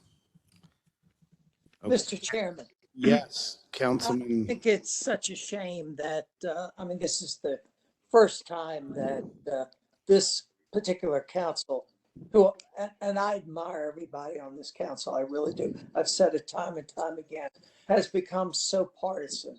It's such a shame, and I hope this is the one and only time that this happens, because it's not productive. I mean, when you look at this resolution, what it accuses Republicans of doing on the federal level is pretty disgusting. It really is. And again, just because you might hear it on the news, just because it's written in this resolution, doesn't mean that everything in there is necessarily true.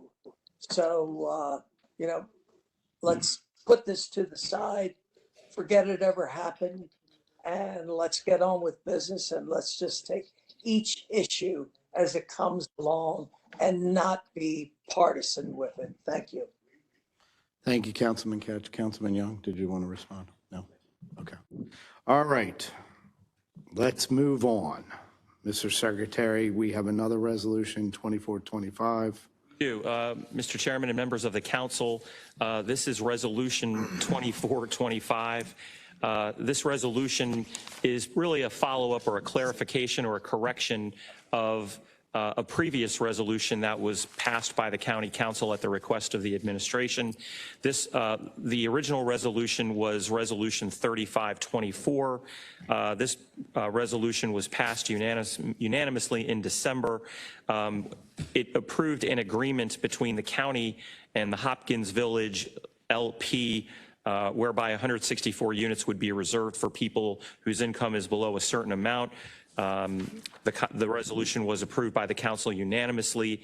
The income threshold in the resolution was to be 60% of area median income, or AMI, but the resolution as introduced did not mention any threshold.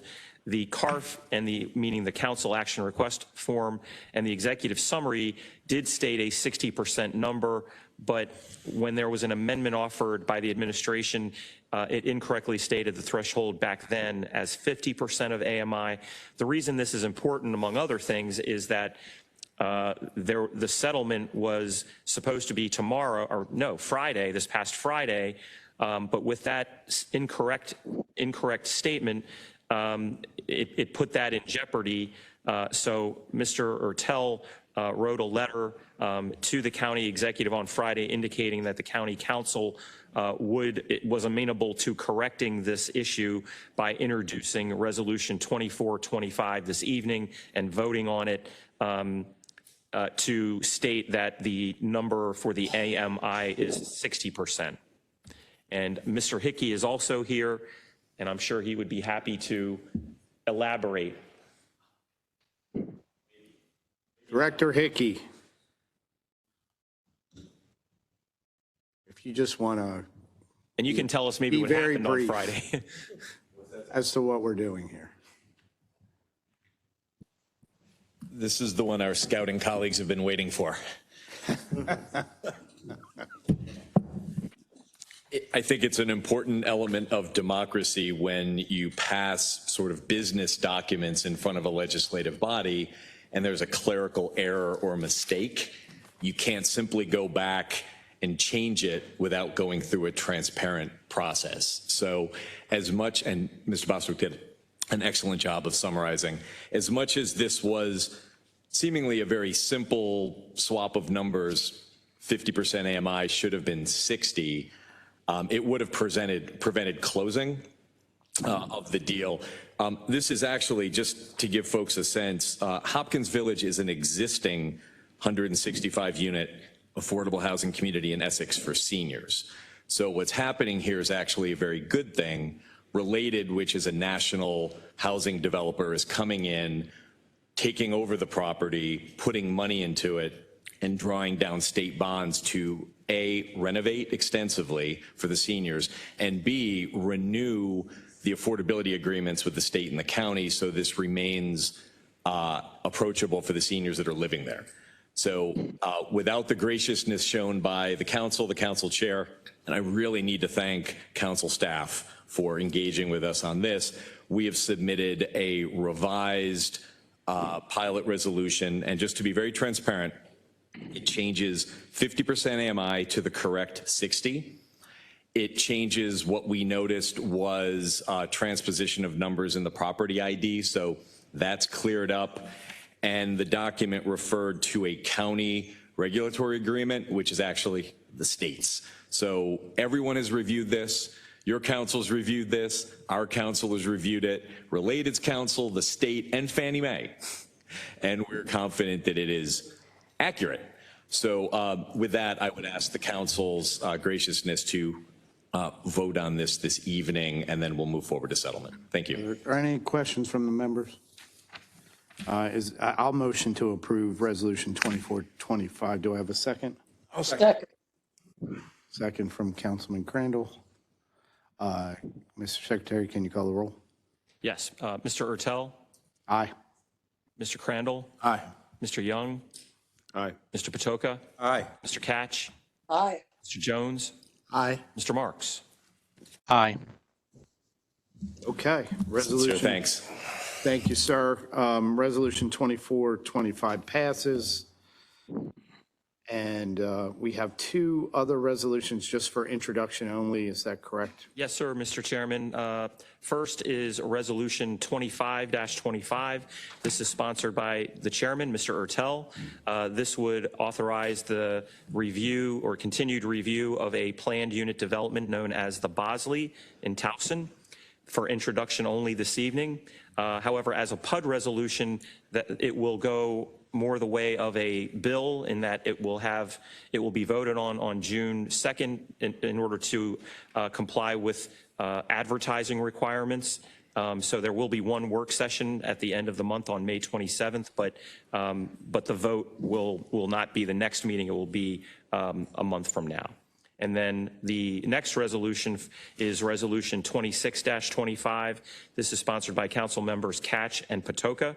This resolution would establish the Baltimore County Equine Legacy Area. And again, just for introduction only this evening, that will be on the normal resolution path of next week's work session and the May 22nd legislative session.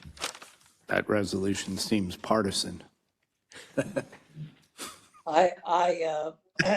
It is. Yeah. All right.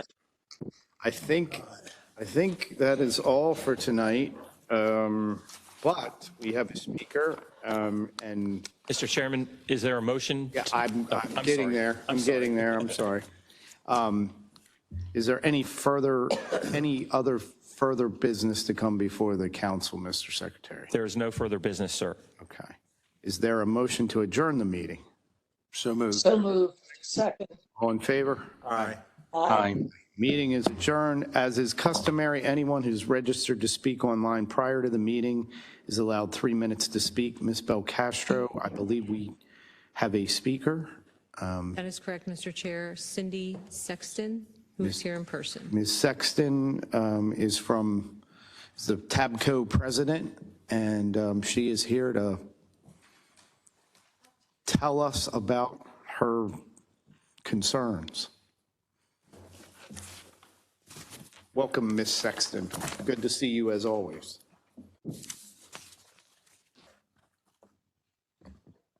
Thank you, and it's good to be here.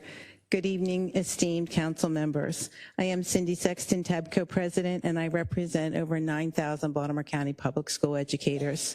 And those educators deserve what was promised to them. Our students deserve their great educators, and our county deserves a great school system. As you know, TABCO and the school system signed a historic 3-year agreement last year, and that began this school year. The agreement was historic because no multi-year agreement had ever been signed in anyone's memory. The school system, county government, and all 5 BCPS unions proudly stood together at a press conference and touted this agreement as a win for our students because it created predictability and stability for staff. We could keep our focus on our students. What a difference a year makes. We appreciate that the county executive funded monies over maintenance of effort in her proposed budget. Even with that added money, though, our negotiated agreements are not being fully funded. I'm here tonight to ask the council to find additional funds within the county executive's proposed budget. These additional funds would be directed to go wholly and completely toward our compensation packages that were agreed to in good faith by all parties. Our peer counties, Montgomery, Prince George's, Howard, and Anne Arundel, have all either negotiated or are in the process of negotiating wages. And while some are still in negotiations, their lowest offers from their school systems are all higher than the current offer we have. I have staked my presidency on recruiting and retaining educators. You have heard me say it many times over the past 6 years. Research shows that an effective educator in every classroom is one of the most important factors in student success. BCPS has shared that our student outcomes are trending in the right direction.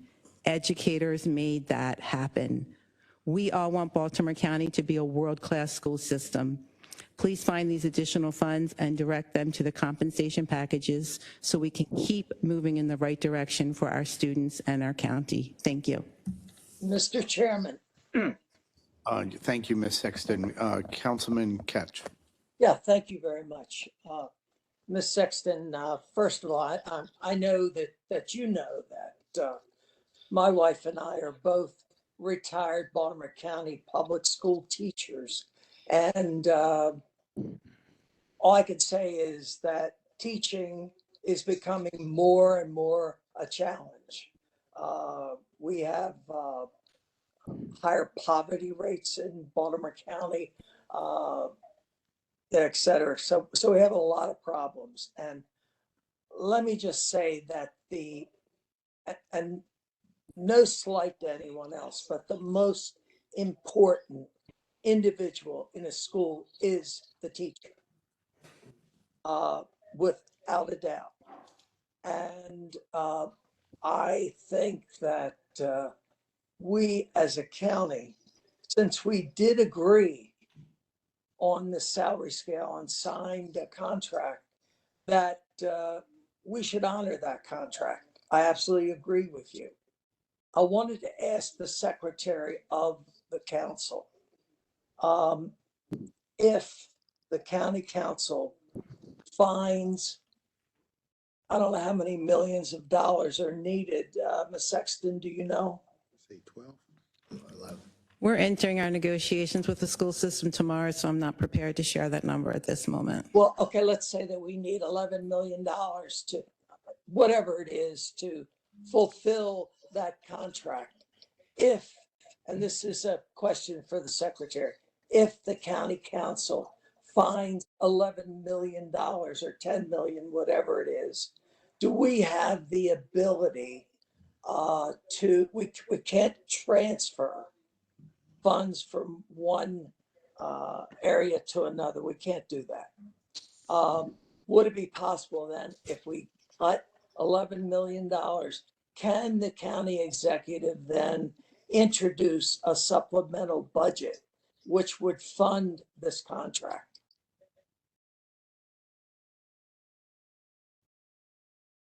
Mr. Catch, the council, if it found $11 million in cuts in the overall budget,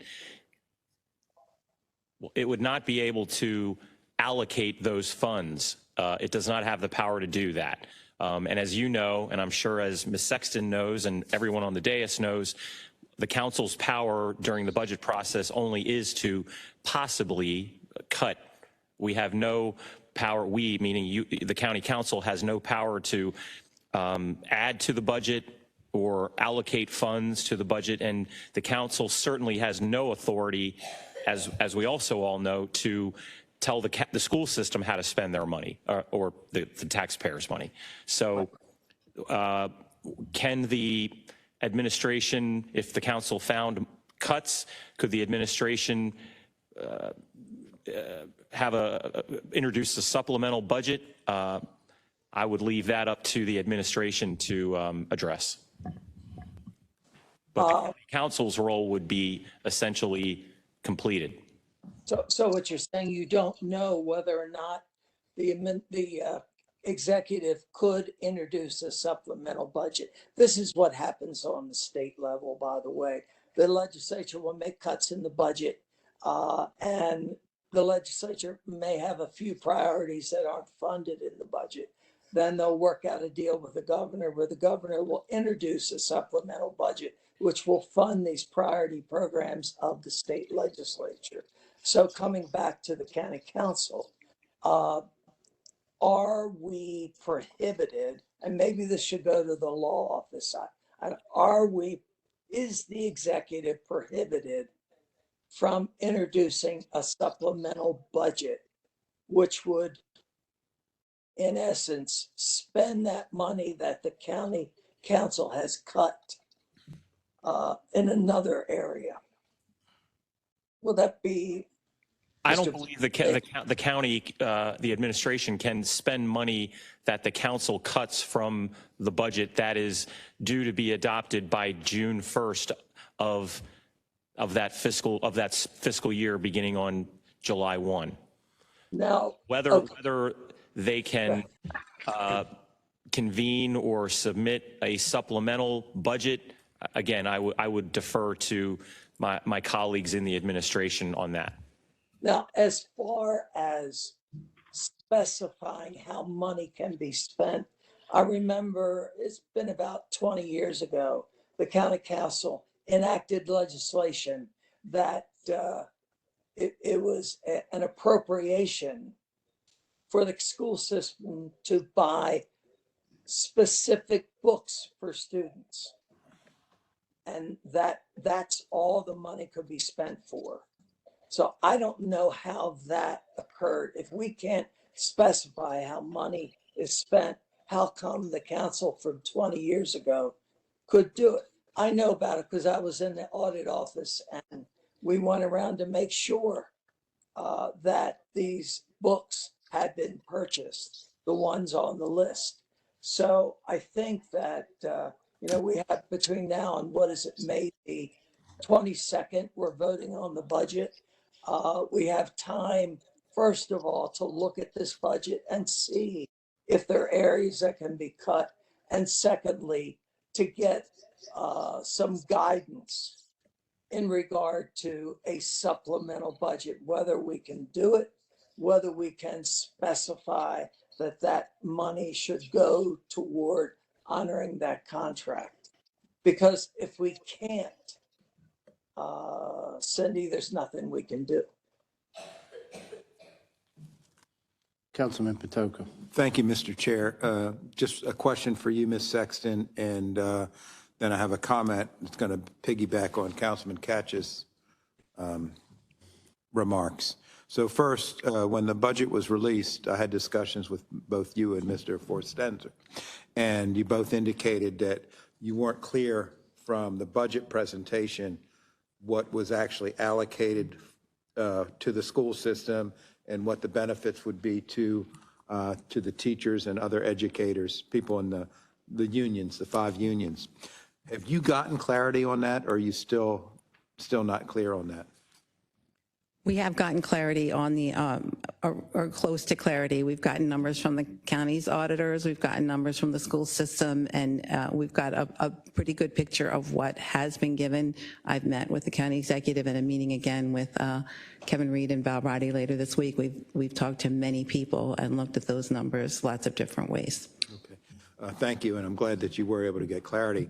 And just to piggyback on some of the thoughts that Councilman Katz shared, one budgeting mechanism or appropriation tool that I've seen done in the past is, so I know that we can't, as Mr. Secretary said, we can't tell the school system what to do once we have an obligation to fund maintenance of effort at a minimum. Maintenance of effort for those scouts out there means we have to put in whatever we put in last year, we have to put in this year to the schools. So generally speaking. So the question I have, if we could, and I've seen this done because it was done to an agency I directed in Baltimore City where an appropriation was held. So what I mean by that is when if we were to, let's say, for example, and let's just use $10 million as a number that for easy math and easy enumeration, if let's say we appropriated to the school system the majority of their request and what the county executive put forward, but we hold that $10 million. We don't hold it for cut. We don't appropriate it. We just put it on hold. So we're taking, if we were to lower the total amount of appropriation to the school system, and listen carefully, Ms. Irwin, because you'll be our guidance, Mr. Secretary, if we're able to do this. If we were just to say, we're going to hold back $10 million of the school system's request, the county executive's request, and we're going to figure out in the future how to appropriate that $10 million. So we're not cutting it. We're not appropriating it. We're going to hold it in place for further consideration. I've seen it done in a governing body, Baltimore City, where the county council, now they do have appropriating authority, but at the time, and it was done by actually when Sheila Dixon was president of the Baltimore City Council, she held half of a year of appropriation for an agency. And so I'm not suggesting we do half of an agency's appropriation, but I'm saying we hold, if the number we're talking about is 10 million, we do not appropriate it to the school system, we do not cut it. We hold it for consideration so that we can address things that occur into the future. Mr. Chairman. Yes, Councilman Katz. Yeah, I'll follow up on the councilman from the 2nd District. In the state legislature, we can add budget language to the budget. And what we could do, for instance, if we wanted this contract to be honored in the state budget, you would have language that says that this money must be spent on honoring the contract, or else it's cut. And are we allowed to put budget language in the county budget, Mr. Secretary, or law office? The council has in previous years added somewhat conditional language on appropriations, I believe, at the program level. But it has not been, it has not really threatened specifically withholding those funds as a cut. It has said, we want a study conducted on such and such before, this appropriation is actually, this money is actually appropriated. We have put conditional language like that or similar to that. We've not really put language that is, like I said, absolutely, of a withholding nature. What's to stop us, Mr. Secretary? I mean, I think that this governing body should use its leverage, even if we haven't done it in the past. Let's use our leverage. I don't even know if we have leverage. I'm sorry, Mr. Chairman? We're, Can I speak, yeah. Mr. Chairman?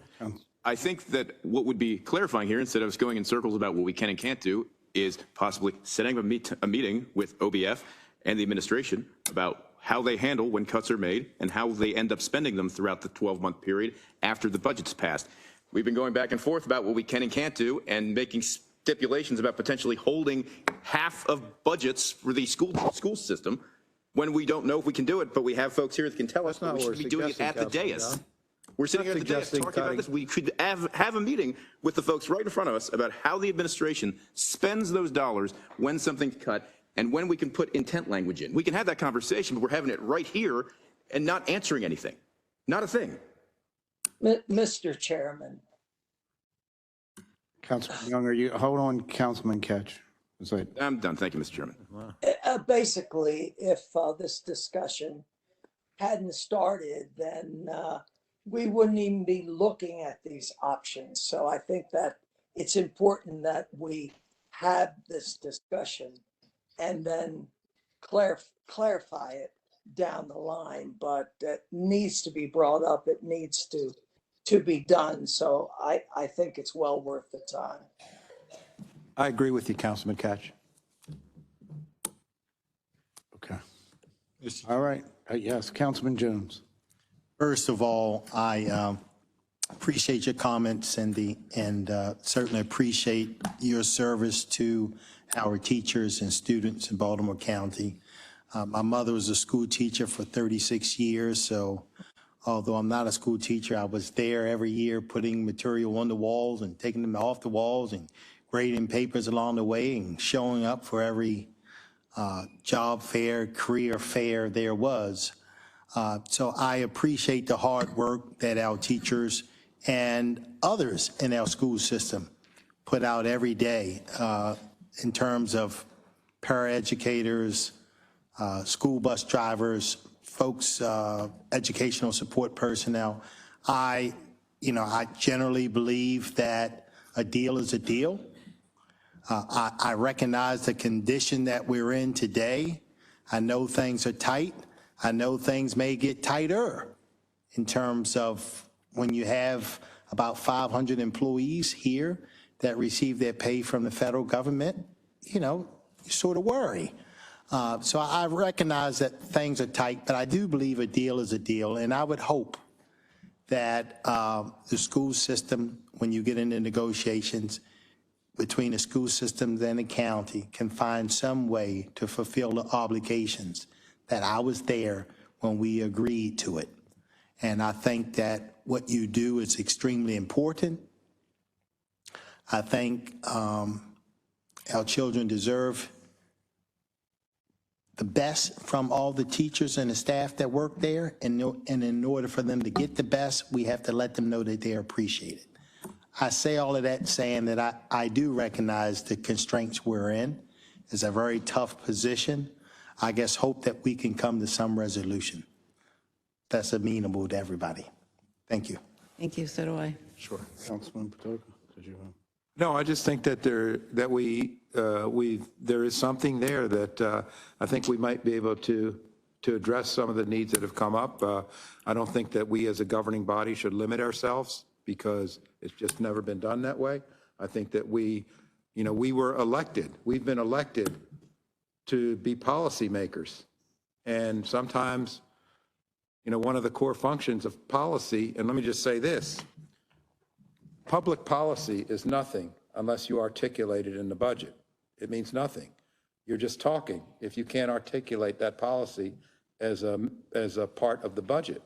And so we've been elected to make public policy, to approve budgets, and we should use our leverage because every one of us have been elected in this leadership role to make public policy. And if we have to exercise leverage, so be it. That's our function. That's why we were elected to office. And so if we haven't done it before, we're in times that are unprecedented. Let's kind of work at the edge of the envelope. We don't have to be in the center of our comfort to address the needs of the children in our schools. I mean, heck, when we looked at the adequate public facilities ordinance, we were trying to shove 115 students into 100 seats. We're a first world country. We're not a third world country. And we're doing third world, we had done until we passed the APFO, we've been working towards third world direction in terms of education. So I think that, you know, some good ideas have been presented tonight. I'd like to work with the secretary and the auditor to help figure out those ideas. We can then, once we figured it out, I think then the opportunity is to present it to the director of budget and the CAO. So thank you, Ms. Sexton, for Chairman. bringing this discussion forward. Yes, Mr. Chairman. Councilman Marks, go ahead. Thank you. Very briefly, Cindy, happy Teacher Appreciation Week. Thanks. If I were not out on paternity leave, I would be with my colleagues celebrating that. You know, of course, I stand with you and my colleagues, and we'll do whatever we can to try to help you. I agree with the sentiment expressed tonight. I often feel like the school system budget is the last thing we talk about, and it's crammed in there at the very end. And yet, when you combine schools with libraries and community colleges, that's over 60% of our budget. So it's important we have that really drilling down perspective, and hopefully we can have that dialogue over the coming weeks. Thank you. Can I add just one more thing since Yes. I'm here? Thank you. From the dais tonight, I heard that we need to protect our eldest and our youngest. I heard that if we want people to go into careers, we need to use our political power and our purse strings to show them it's important. And I heard from one of you that the world has changed, and it has changed, and we need our educators to be the stability for our children. Thank you. Thank you, Ms. Sexton. We appreciate you being here. Yes. Before we close, I just wanted to ask Councilman Marks, are you getting any sleep, Councilman Marks, Not much. with the new baby in tow? Yes, not much. But trying to support my wife as much as I can. So, Excellent. yes, thank you. Councilman Ketch, Towson High School girls and boys lacrosse won the state championship over Hereford. So You must be mistaken. you owe me some oranges or grapefruit this You Christmas. must be mistaken, but I congratulate to You can Towson and Thank you, I don't know what Scouts, what thank you for papers hanging do you in. read? Sorry that I told you it would end at 7.